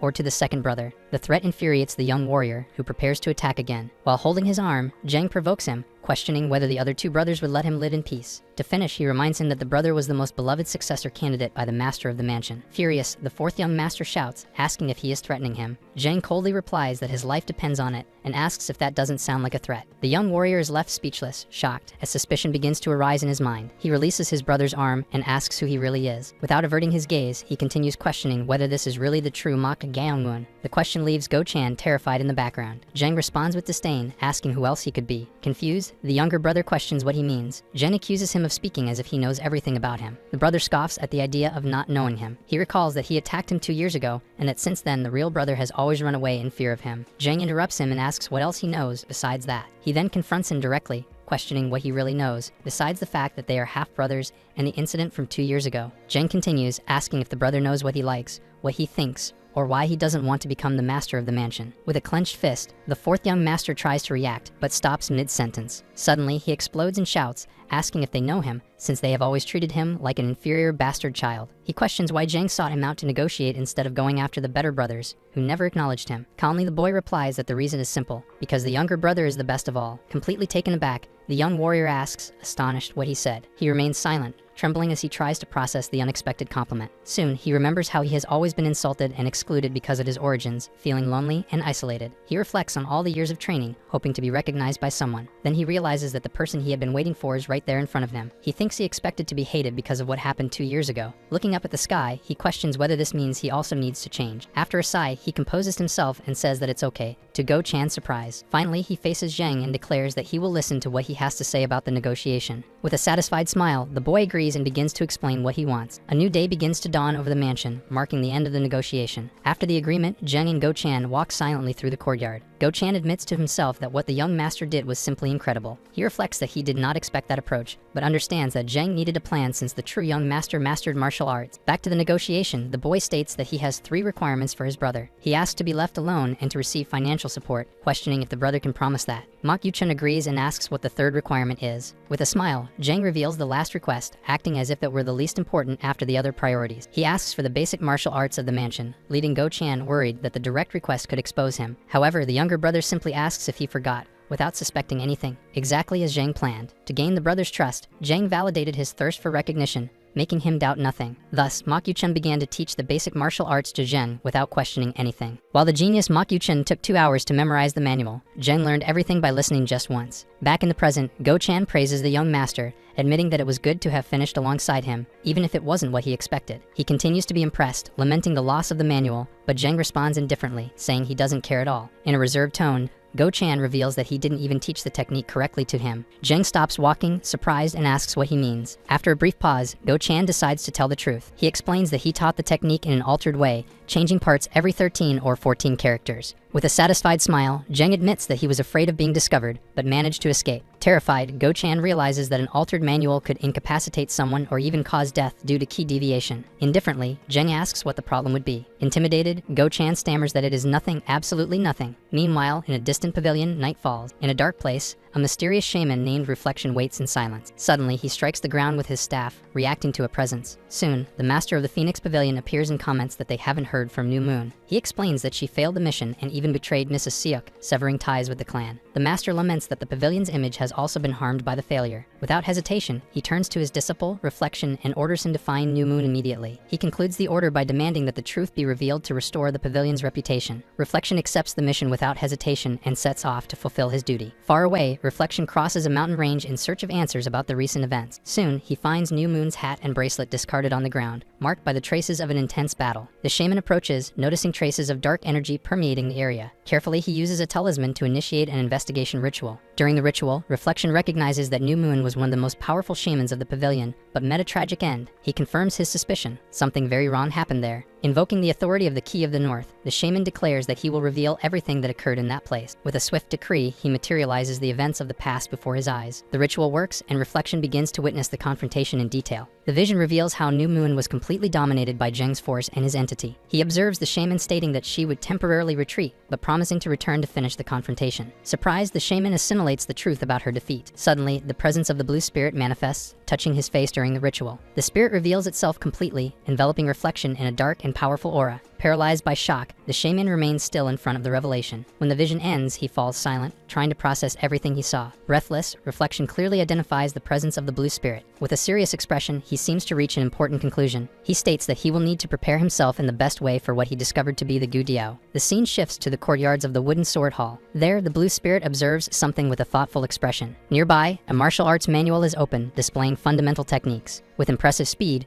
Zheng practices the movements described in the book. He executes a basic stance with perfection and energy. Soon after, he moves with an agility that seems to bring the illustrations of the manual to life. The boy throws a simple punch, releasing a powerful wave of energy. Surprised, the blue spirit questions what is happening. She reflects that normally one would repeat the basic movements countless times to perfect them. She observes that besides the first form, he hasn't made a single mistake. She concludes that he just needs to continue building muscle strength, as he seems not to need to practice the techniques. Amazed, she admits that it is not an exaggeration to call him a genius. Soon after, she confesses to herself that she hoped he would beg for lessons, but had no intention of teaching him. Even so, the blue spirit thinks that if he begged, she might consider the idea. Suddenly, startled by her own thoughts, she screams, leaving Zheng completely confused. Shortly after, Go-chan approaches and tells the young master that he came because he heard he wanted to see him. Zheng confirms and warns that he wanted to ask him a favor, leaving the guard curious. The scene shifts to the bustling Jiangning County. There, inside the Eternal Orchid Pavilion, Go-chan appears thoughtful. With a curious expression, he observes a paper with a symbol and wonders what it could be. In a memory, the guard questions the meaning of the symbol, and Zheng responds that it is something he is looking for, asking him to record a search. Go-chan reflects that this is the only intelligence organization in the region, but also the least skilled. Suddenly, he stops and wonders why he is so concerned about this. With a sigh, he laments having become a loyal dog and questions when that happened. Despite everything, he admits to himself that he doesn't really care, as he has no goal in life. Go-chan remembers how he was abandoned and raised as an assassin, but forced to retire due to lack of talent. He recalls that around the same time, he joined the Cam Guard, who also treated him merely as a tool. He concludes that even if Zheng treats him this way, the fault lies with him for not being good at anything. Accepting his fate, he thinks that he just lives life as it flows and will be abandoned again when he is useless. Still, he acknowledges that his life now is better than before, as the other guards take care of the extra work. Although he worries about Zheng's activities and the threat of poison, he admits there are many downsides. Even so, he sighs and decides that he will only do what he has been ordered. Suddenly, the pavilion owner, Wak, enters the room laughing loudly, surprising the guard. With a wide smile, the man apologizes for making him wait. Go-chan realizes that he is already drunk, but decides that the best course is to just deliver the order. He is surprised to see the owner sit next to a young woman. Before he can ask, Wak introduces the girl as the newcomer to the pavilion. With a suggestive smile, he asks what Go-chan thinks, wanting to know if the young woman is not beautiful. Wak then explains that the mission is for an important person and orders him to send the girl. With a serious look, Go-chan listens to Wak's order to send the girl immediately. Then the pavilion owner pushes the girl forward, telling her to proceed with the mission. Shortly after, he turns to the client and warns him to wait, treating it as a reminder. Irritated, Go-chan bangs on the table and shouts for him to stop the distractions and focus on what really matters. Suddenly, the girl turns and delivers a hard slap to Wak's face. The unexpected blow freezes both the owner and Go-chan. Relieved, the disguised young man sighs and reveals his identity, saying he can't take it anymore. Furious, Wak insults him with all his might. Without hesitation, the girl grabs him by the hair and slams his head against the table. Then she lifts him off the ground, holding him firmly by the hair. With a cruel smile, she throws him over the chairs. Shocked, Go-chan draws his weapon, shouting, not understanding what is happening. Before he can react, the girl attacks him using the table as a weapon. Terrified, Go-chan curses as he realizes he is in trouble. With a cold smile, the assassin calls him low-level assassin number 86. Suddenly, several needles immobilize Go-chan, who recognizes the technique with shock. With the situation under control, the woman observes the paralyzed guard before her. Turning around, she expresses disappointment that he did not recognize her, repeating the number 86. Finally, with a smile, she introduces herself, Hacharan, one of the leaders of the Flying Assassins sect. Completely shocked, Go-chan stutters, recognizing her as the only granddaughter of his former master. The guard then remembers the sect's final test, which required the completion of 100 kills. He recalls that this was the necessary ritual to become the leader of the Flying Assassins sect. Moreover, the winner would receive a secret weapon called the Needle full of sharp benevolence. Back in the present, Go-chan concludes that, since she possesses the needle, it means she is now the leader of the sect. Completely shocked, he refuses to believe this reality. He remembers that despite her talent, her personality had always been a significant problem. He recalls how many doubted her, considering her a little arrogant troublemaker. Still in shock, he wonders when she grew up so much. Hae-charon announces that she is done as she removes the needle from her hat, causing him to step back. Now free, he admits he did not expect to reunite with her in this way. He greets her hesitantly, but is corrected to call her the leader of the sect. With a proud smile, she confirms her position, while he wonders if her personality has changed. Suddenly, she questions him if he treats her this way because he is retired. Terrified, he denies it, but thinks that he had to beg and question her change again. The young woman says that, in any case, this is good, leaving Go-chan kneeling and confused. Hae-charon reveals that she was waiting for the first child of the mock sword hall, but now she can simply bring him in her place. She explains that she received information about the number 29 intermediate assassin. The guard reacts in horror upon hearing that number. The assassin continues, informing him that the cam guard failed in an assassination mission. Go-chan remains tense and silent in the face of the revelation. She considers the guard missing and laments her failure, reinforcing that the sect's golden rule is to always complete the mission. Soon, Hae-charon reveals the true reason for her presence, to take the head of the third son of the mock sword hall. She concludes by stating that she will do this at any cost, leaving Go-chan completely terrified. The scene returns to the wooden sword hall, now under the light of the sunset. Blue Spirit continues to watch Zhang as he trains tirelessly. Suddenly, she loses patience and shouts, asking how long he intends to keep going. The boy stops training and agrees while she watches him with disdain. Zhang then invites her to dinner. A mysterious smile forms on her lips. As night finally falls over the hall, the maid possessed by Blue Spirit enjoys dinner with great enthusiasm. Beside her, Zhang reads a book attentively, ignoring the sounds of the meal. Suddenly, the maid exclaims that it is perfect, catching the boy's attention. He asks if it is that good, and she confirms while drinking. Soon, she states that one of life's greatest joys is eating. With a smile, Blue Spirit says she is sure he will understand one day. Zhang then reflects that she has possessed the maid for a few days and seems to enjoy the experience, wondering if he should have done this from the start. Suddenly, the maid's body begins to reject the spirit, and she drops the cork from the bottle. The woman complains that the body can't handle even 15 minutes, while Zhang remembers how she almost destroyed another maid before. He concludes that a normal body cannot withstand a spirit of such high level. In her spiritual form, Blue Spirit comments that he is very interested in shamanism. Surprised, Zhang looks at the book he is reading, titled Six-Person Spirit Invocation Technique. He admits that the book is interesting, explaining that it was what caught his attention the most. With a focused gaze, he wonders if the spirit of a deceased person can be invoked. Thus, he continues reading, completely concentrated on the shamanism book. Suddenly, Zhang turns around startled, surprising Blue Spirit with his reaction. She comments, smiling, that his senses have become very sharp. The boy remains silent with a serious expression. The scene returns to the room where Go-chan is with the assassin. He hands her the clothes and informs her that this is the maid's uniform. Without hesitation, Hae-charon complains that the clothes are ugly, leaving the guard speechless. Immediately, Go-chan realizes that the situation is very bad. In a panic, he concludes that this is terrible. He despairs, imagining that she will kill him as soon as she finds out that he betrayed guard Cam. Determined to warn Zhang about her, he says he will wait outside while she changes. With a teasing smile, Hae-charon asks why he doesn't want to watch, leaving him completely shocked. She provokes him, saying that an opportunity like that is rare. Go-chan is left speechless, totally embarrassed by her proposal. Suddenly, the woman starts laughing and reveals that she was just joking. Even so, she thanks him, explaining that she managed to get in easily thanks to his help. Trying to get out of the situation, Go-chan lies and says he also wanted to avenge his older brother. Excited, Hae-charon says it's like having an army by her side and praises him for still being a loyal assassin. With a serious look, she states that she trusted him. The guard tries to change the subject and move away, but suddenly he is hit by several needles. Then she appears behind him with a smile, asking if that was what he expected her to say. As she approaches, Hae-charon explains that if he did nothing, it means his loyalty has changed. With that, the assassin humiliates him, saying it is funny to see him pretend, as he is nothing but useless. Completely shocked, the guard realizes that she knew everything from the beginning. The young woman mocks him, stating that he hasn't changed at all and remains as stupid and pathetic as ever. With a cold look, she questions whether he knows the concept of learning. Finally, Hae-charon concludes that incorrigible people like him should just die. With a clenched fist, the guard wonders where things went wrong. He soon admits to himself that he knows the real reason. In despair, he concludes that all of this happens because he is weak. With a knife to his neck, the assassin gives him an order. The story will be that he left after avenging guard Cam. In the end, she bids farewell with a smile, and Go-chan accepts that this is how he will die. Suddenly, a hand emerges in the middle of the room, executing the 8 techniques of thought break attachment ritual. The hand intercepts the knife at the last second, enveloping the assassin with an energy that leaves her shocked. Then, she firmly grabs the weapon. Soon after, Zhang enters the room with a powerful kick that breaks the door. His sudden appearance leaves both the assassin and the guard completely unresponsive. With a smile, the boy turns and calls for guard Go-chan. In tears, the guard looks at him, thinking for the first time that he feels happy. Jeng smiles and asks if he was in danger, while Go-chan concludes that this demon is cool. Suddenly, the young Hei-charon grabs the guard by the collar, using him as a hostage. Then she holds him immobilized with a knife to his neck. Therefore, the assassin warns the young master to stay still, unless he wants to see his guard die. Meanwhile, Jeng silently stares at them, creating a tense atmosphere in the room. The guard then realizes that he has been investigated by her,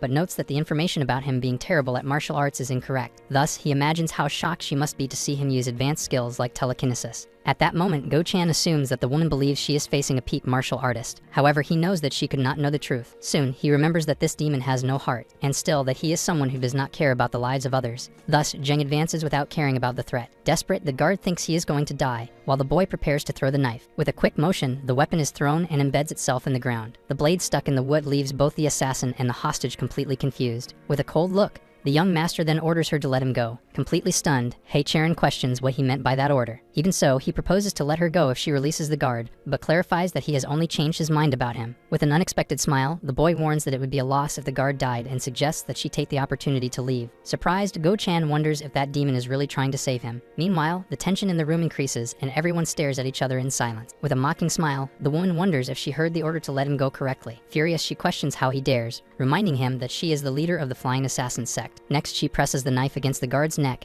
and says that if he wants to save him, she demands that he kneel and beg for his subordinate's life. The two stare at each other in tense silence, measuring each other's intentions. To everyone's surprise, Jung sighs and begins to kneel. Shocked, Hei-charon wonders if he is really going to kneel for a mere guard. At that moment, the scene focuses on the young man, who is about to touch the ground with his knees. Suddenly, his expression changes, revealing his true intention. With a quick movement, he grabs the knife from the ground and charges at her. Then the boy leaps with the blade in hand in a direct attack. With a smile, the assassin celebrates, saying she knew he wouldn't kneel for a loser. Suddenly, she realizes he is looking elsewhere and wonders what the real target is. Soon after, a dark presence manifests, with hands emerging from the ground around her. One of the hands slowly approaches the assassin's head. Meanwhile, the others grip her leg tightly, immobilizing her. Then the hand finally touches her head, revealing its claws. At that moment, the spirit of Blue Spirit fully reveals itself, enveloping the woman in its energy. The force of the impact throws both Hei-charon and the guard to the ground. Confused, she gets up and wonders what just happened. Soon, she looks around and realizes that there is nothing in the place. The spirit then explains that it knew that, being from the peak realm,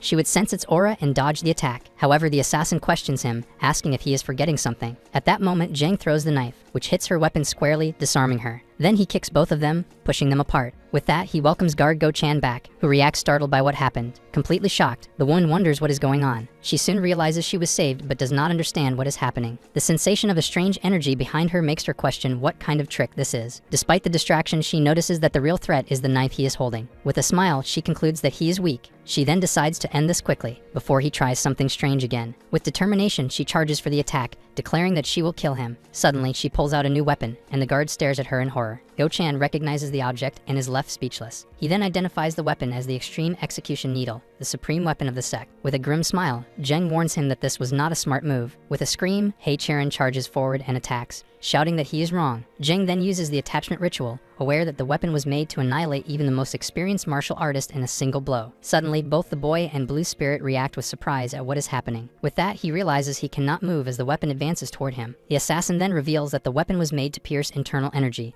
being unaffected by it. Terrified, the entity screams, calling him mortal. With a furious shout, the woman orders him to die. The needle continues its advance, about to hit the boy directly. At the last second, the guard throws himself in front to protect him from the attack. He watches the scene with a completely shocked expression. Blue Spirit also looks on, utterly surprised by the sacrifice. The assassin stands frozen, unable to believe what just happened. The impact of the blow is direct, leaving Go-chan gravely injured. The guard screams with the impact, pushing the boy away protectively. Still in shock, Jeng can only call out the name of guard Go-chan, unable to believe what he saw. At that moment, Jeng's expression changes completely, revealing bright eyes. Thus, the boy shouts the name of Blue Spirit, invoking her in the midst of battle. Irritated, the assassin curses as she tries to defend herself from the counterattack that arises. Then he initiates what he calls the annexation ritual to deal with the situation. With that, the needles launched by the opponent hit him, leaving terrible marks on his hand. Soon after, Hei-charon expresses total surprise at seeing that he managed to catch her attack. A voice then explains that this is the reason as red hands begin to envelop the assassin. Completely immobilized, the girl screams desperately as she is dominated by the technique. Blue Spirit then states that she should have been defeated while still being kind. Not understanding, the woman asks what is is happening, knowing that everything is invisible to her. Jeng simply replies that he had already warned her about the consequences. The boy now watches her immobilized by the hands. He then completes his reasoning, saying that this was a bad move on her part. Immediately, several red hands emerge and completely cover the girl's body. The attack leaves her completely incapacitated, her body paralyzed and unresponsive. After the battle, the young man observes the defeated assassin in front of him. He then walks over to Go-chan, who is on the ground, gravely injured. Without saying a word, he kneels beside him, visibly worried. Then, in a low voice, he calls out the name, Guard Go-chan. Still in silence, he only observes the terrible condition of his companion. With difficulty, the man laments, saying he thought they would work together longer. Confused, the boy asks why he did that. The guard then explains that he needed to fulfill his duty. He continues, saying he could not betray someone who tried to protect him. With his last strength, he reveals that Jeng was the only one. He confesses that, after a life of being abandoned, he finally found someone who did not leave him. Because of that, he states that he was happy in that final moment. Kneeling beside the body,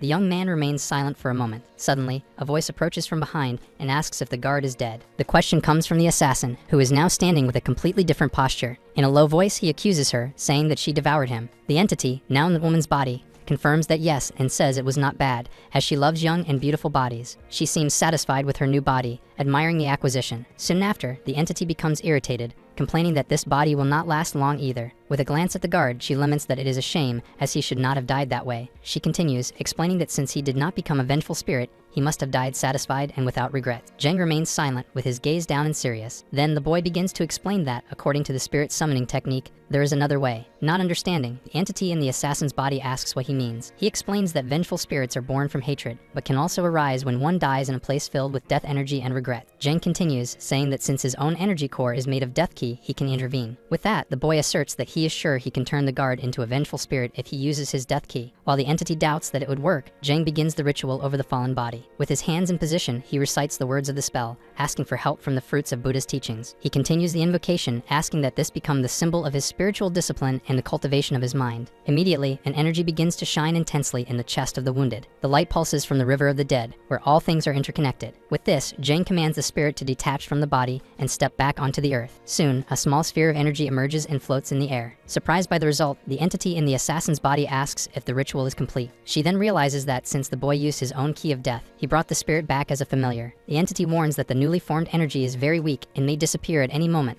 as there is no vessel. Upon hearing this, he responds only with a so. The entity agrees that they need to find one, but wonders where they could find a vessel. Her speech is interrupted mid-sentence when she perceives the boy's intention. Completely terrified, the girl stammers, asking what he is doing. Meanwhile, Go-chan's consciousness floats in the void, wondering if he is dead. He feels his essence draining away and laments being so powerless. The man questions why he did that and why he tried so hard. Soon he hears a voice calling his name and thinks that, after all, it wasn't so bad. Surprised, he wonders if he just heard Jeng's voice. Suddenly, the call echoes loudly. Guard Go-chan. Now in the assassin's body, he asks in shock how he is still alive, and the boy asks him to listen carefully. Jeng explains that he used his key of death to bind the soul to this world, transforming it into a familiar spirit. He continues, saying that even so, the energy was weak and at risk of disappearing, leaving the other even more confused. He states that he had no choice but to place it in the first available body. The young man explains that there was only one extra body in the room. Then he reveals that for this reason, he had to put him in the body of the assassin. Shocked, the guard touches the new form, unable to believe what he heard. Totally desperate,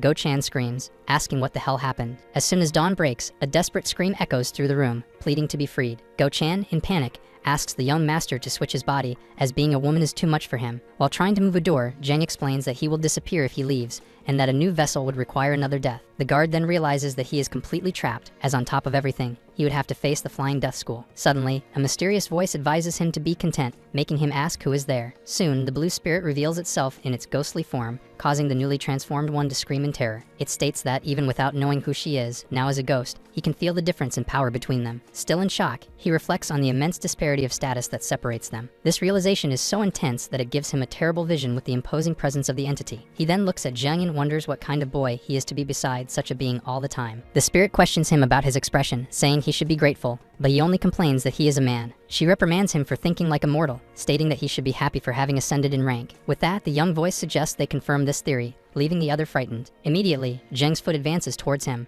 Then Go-chan quickly manages to dodge the attack. Upon landing with surprising agility, he asks what happened, while the boy comments that he has certainly changed. The guard then realizes that this was not a movement of his own, but something that only an ascending master could perform. The blue spirit asks if he is satisfied now, but the embarrassed one insists that he is still a man. Jang then asks them to be content for now, promising to transfer him when he has the opportunity. Suddenly, the sound of footsteps approaches from outside the room. A voice calls for the young master, identifying itself as Ba Qian from the inner chamber. Soon after, the man opens the door and announces excitedly that he has good news. Jang asks what happened, and the visitor reveals that the hall master has finally awakened. The news leaves everyone in the room completely surprised and silent. Meanwhile, on a distant mountain, the Taoist Master Gu observes the residence. Through the memories of another master, he identifies the location as the Hall of the Wooden Sword, where resides the one who challenged his pavilion. He then realizes that this is certainly not an ordinary job. A massive dark energy envelops the place, which he recognizes as the domain of the ghost's will. The master laments that, by merely trying to observe, he has witnessed the formation of a storm-like barrier. He wonders what to do, as he would be caught if he approached, but soon notices something different. Using a technique, the Taoist master observes from a distance what happens inside the courtyard of the residence. Elsewhere on the premises, a guard informs young master Ma Kyung-ho that they need to leave, while the young man insists he is not drunk. The guard then informs him that the other young masters are gathering because the master of the hall has awakened. Upon witnessing the scene, the observer realizes that all the sons will soon be gathered. Immediately, he understands that this is his great chance to act. He plans to use his familiar to separate the blue spirit from the boy, as he too will have to go see the master of the hall. His goal is to attack Zheng when he is completely alone and vulnerable. Back in the room, the guard calls for the young master, pulling the boy from his thoughts. Jing apologizes, saying he got distracted by the good news and expressing relief. In his thoughts, he laments that this is a problem, as the awakening of the master of the hall disrupts his plans to go train. The guard then informs him that the master of the hall has requested all the young masters to be brought, and the boy agrees to go. Turning back, he asks the Go Che Rin escort to clean up all the mess left behind. Surprised by the new name, the spirit in the female body simply agrees to the order before Zhang leaves the room. As soon as the boy steps out to find his father, the blue spirit silently follows him. Alone in the room, Go Chan finally lets out a long sigh of relief. Looking at his old body, he laments having to clean up his own corpse, questioning how far his life has fallen. He then wonders how he ended up in that body and what the two major problems he now faces are. His face turns red as he thinks about the embarrassing situation. After checking to see if he is alone, he prepares to change clothes. The guard decides he cannot wear those robes in the hall and should don an escort uniform. Unbeknownst to him, the blue spirit watches him with a mischievous smile. As he turns around, he sees the entity standing there silently. With a terrified look, he laments that he wants to die, but remembers that he is already dead. Outside, Zheng asks the spirit where she was, and she replies that she was just watching an idiot. Suddenly, the boy stops upon seeing someone familiar in front of him. At that moment, Mok Yuqian runs toward him, shouting his name. The blue spirit comments that he somehow survived, and the boy agrees. She then observes that, although his skin has become strange, at least he did not fall into key deviation due to the false technique. As he approaches, Zheng greets him, but the other young man interrupts and tells him to cut the conversation. In a low voice, the fourth brother asks if he tried to master the secret, requesting that he not speak about it and just answer. With a smile, the boy asks if there was a problem, while the entity calls him a poor thing. Mok Yuqian then questions him, asking why he is fine if he should have also tried the technique. The young master falls into despair, finding it impossible that his understanding is inferior to that of his companion. As the spirit thinks about the wickedness of the situation, she suddenly notices something approaching. With seriousness, she states that the invader has finally arrived, leaving Jane confused. She then comments with a smile about the boldness of the person. The entity questions how someone dares to enter her domain of the ghost's will. Jane then realizes that it seems someone from the phantasmagoric spirit pavilion has arrived at the location. With that, the spirit warns that she is already leaving, turning to depart. The young master questions her about why she is laughing, but she brushes it off and does not reveal the reason. Mok Yuqian insists on knowing what happened, but the boy refuses to explain. Upon arriving in the meeting room, the fourth brother irritably notices that Zhang actually did not even try to use the technique. As soon as they enter, the second brother contemptuously asks why the two are arriving together. Mrs. Siok scolds her eldest son, telling him to be quiet and not say a word because of his smell of alcohol. Beside her, the second brother observes the scene, thinking about how pathetic the eldest is. He then wonders if their father called them to discuss that matter. Soon, the woman concludes that there can only be one reason for the meeting, the decision of the heir. The fourth young man claims that he does not care about the books,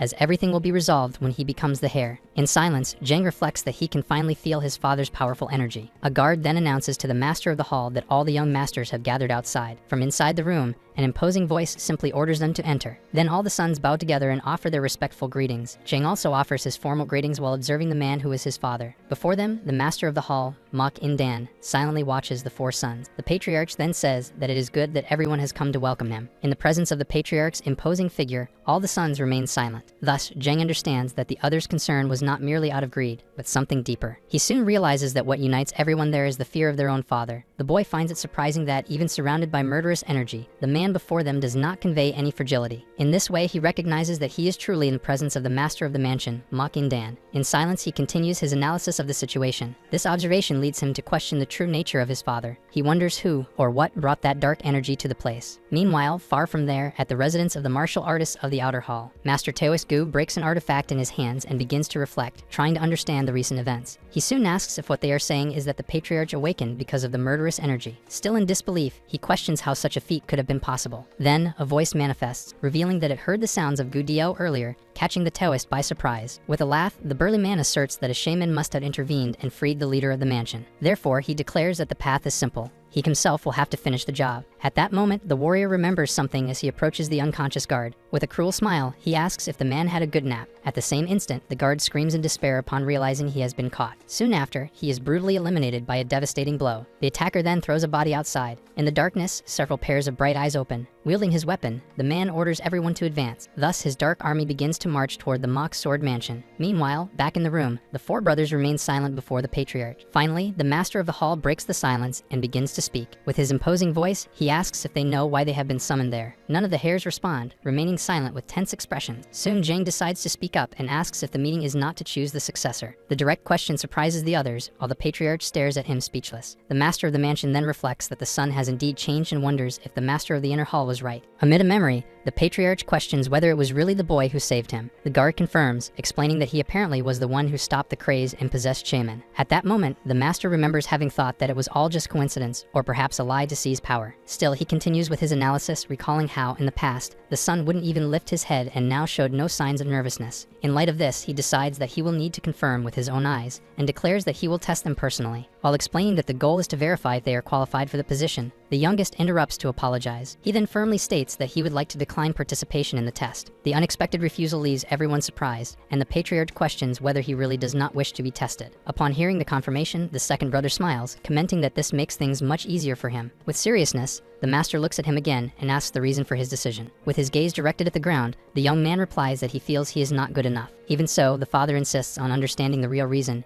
and he reaffirms that he does not consider himself qualified. The patriarch observes him in silence, absorbing the response. The boy then continues, explaining that he is at a disadvantage in many aspects compared to his brothers, whether they are younger or older. He argues that it is natural for someone talented to assume the position, but that he does not fit that profile. Finally, he concludes that, since he does not see himself as worthy, he wishes to forego the title of master of the mansion. Upon hearing the entire explanation, the man in front begins to laugh softly. However, within a few seconds, the suppressed laughter transforms into a loud guffaw, leaving the son confused. The patriarch then regains control and says that he now understands the situation. In his thoughts, he acknowledges that the young man has truly changed, as there is no longer arrogance or greed in him. He remembers how presumptuous his son used to be and reflects on the change, noting that now he relinquishes power for the good of the mansion. Thus, he thinks it is always good to see a child mature and concludes that, yes, he is definitely qualified. After pondering, the man turns back to the young man and asks why he believes he is not good enough. The question, as direct as it is unexpected, leaves the other sons completely shocked. Then, the patriarch continues, stating that everyone must have understood well what they heard. He reveals that, days ago, he was ambushed and lost an arm during the attack. The father then clarifies that his life was in real danger, and that it was precisely the most unlikely son who saved him. Thus, he recalls that it was he himself who said that the successor should be someone capable of accomplishing something grand. The master concludes by saying that saving his life certainly fits that description. Upon hearing this, the second brother realizes that, although he had heard about the incident, he never imagined it was something so serious. Meanwhile, the mentioned boy remains silent, immersed in his own thoughts. Suddenly, a memory of a burning village invades his mind. In the midst of the fire, he remembers the reason he remained silent that day. He recalls observing his grandfather's body, fallen amidst the chaos. At that moment, all he could do was stare at the lifeless man lying on the ground. Then he realizes that the mark on the body of the master of the hall is identical. It is the same mark that was on the note found with his grandfather. He remembers that mark glowing on his chest right after his death. Moreover, he recalls that it was the same as the one he saw on the doppelganger found lying down. Finally, he remembers that the same mark was left on his own chest during the attack. The sight of that burning mark connects all the pieces in his mind. With this, a cruel smile emerges on his face as he realizes he has finally found his true target, revealing a completely terrifying expression. Suddenly, the young man's expression shifts from a smile to a complete state of attention. Soon after, the master of the outer hall begins to assert that he also has a right to something. However, before he can finish the sentence, he interrupts himself upon noticing strange movement, asking what is happening. With wide eyes, the patriarch loudly questions what is occurring outside. Following this, a subordinate rushes in to inform that there is a problem. Right behind him, a guard is brutally injured by a killer with bright eyes. As chaos takes over outside, a scream echoes confirming that it is an ambush. Because of this, one of the captains orders his men to contain the invaders and protect the gates until the master arrives. The masked assassin swiftly advances, eliminating everyone who tries to block him. With disdain, the man with the large sword observes the bodies sprawled on the ground. Shortly after, he turns to the entrance and declares that that gate is completely useless. With a single blow of his massive sword, he destroys the entire entrance to the hall. As he crosses the debris, he orders his allies to begin the search. With a fixed gaze, he completes the order, demanding that they find the thing. Meanwhile, in the shadows, the reflection of a shaman observes the invasion without saying a word. Amidst the confusion, the ethereal figure wonders what is really happening. The mystic soon laments that, given the situation, it will be impossible to neutralize Ma Kyungwon as he had planned. However, while performing a seal, he tries to console himself with the fact that he will not be noticed under his disguise. Nevertheless, he is suddenly immobilized by another man, surprised to recognize that this is also shamanism. Then, the aggressor issues a decree ordering his spiritual eye to undo the target's spell. With this, the illusion of the disguised one shatters, revealing that he has been completely discovered. Grabbing him by the collar, the other man stares at him and directly asks if he was responsible. With a hand tightening around his neck, the aggressor accuses him of being the shaman who tried to attack the master of the mansion. Despite trying to defend himself, claiming a misunderstanding, the opponent had already recognized him. Coldly, the assassin questions him about how he dares to interfere in the actions of the underworld assassin's pavilion. Upon hearing such a name, the shaman is silenced definitively by his captor. At that moment, the leader of the invasion turns to the assassin and demands to know what he is doing, receiving only extermination as a response. Even so, the commander of the operation says that finding the thing is the priority, and the other agrees while holding a talisman. High atop a rooftop, the master of the mansion observes the destruction and is indignant at the audacity of the invaders. Soon after, he challenges aloud anyone who dares to invade his home, warning that they must be ready to die. With a powerful war cry, he leaps into battle,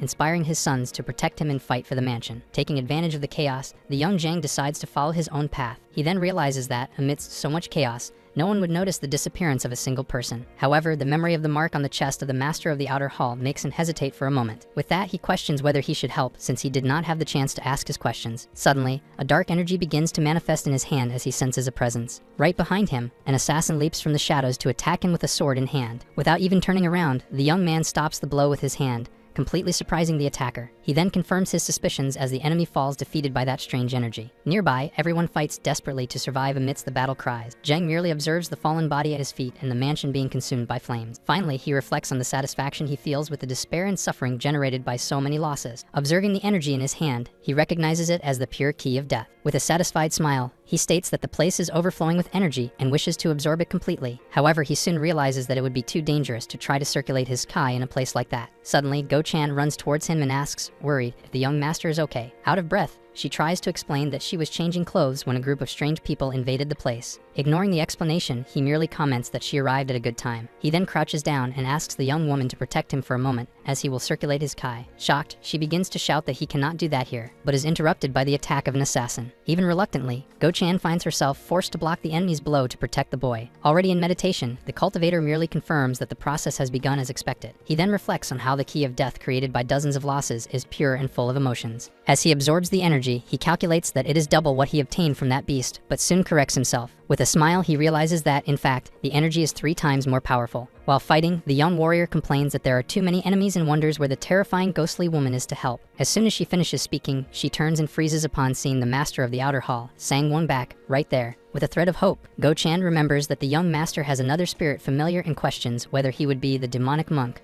pleading for help. Confused by his pause, she merely repeats softly the words demonic monk. Then her expression becomes dark and inscrutable as she analyzes the scene before her. Soon, a subtle smile emerges after opening the demonic monk and finding it interesting. The assassin then observes the boy and reflects on how he dares to circulate his ki amidst a war against a mysterious enemy. Meanwhile, Go Chan puts herself on the defensive and concludes that there is no way to defeat that man. With her body trembling, she realizes that her instincts alert her that the man before her is incomprehensible and overwhelmingly powerful. Observing the scene from afar, the leader of the invaders also smiles and finds all of this very interesting. Our video ends here. If you enjoyed it, please like and subscribe to the channel. Until next time, bye bye.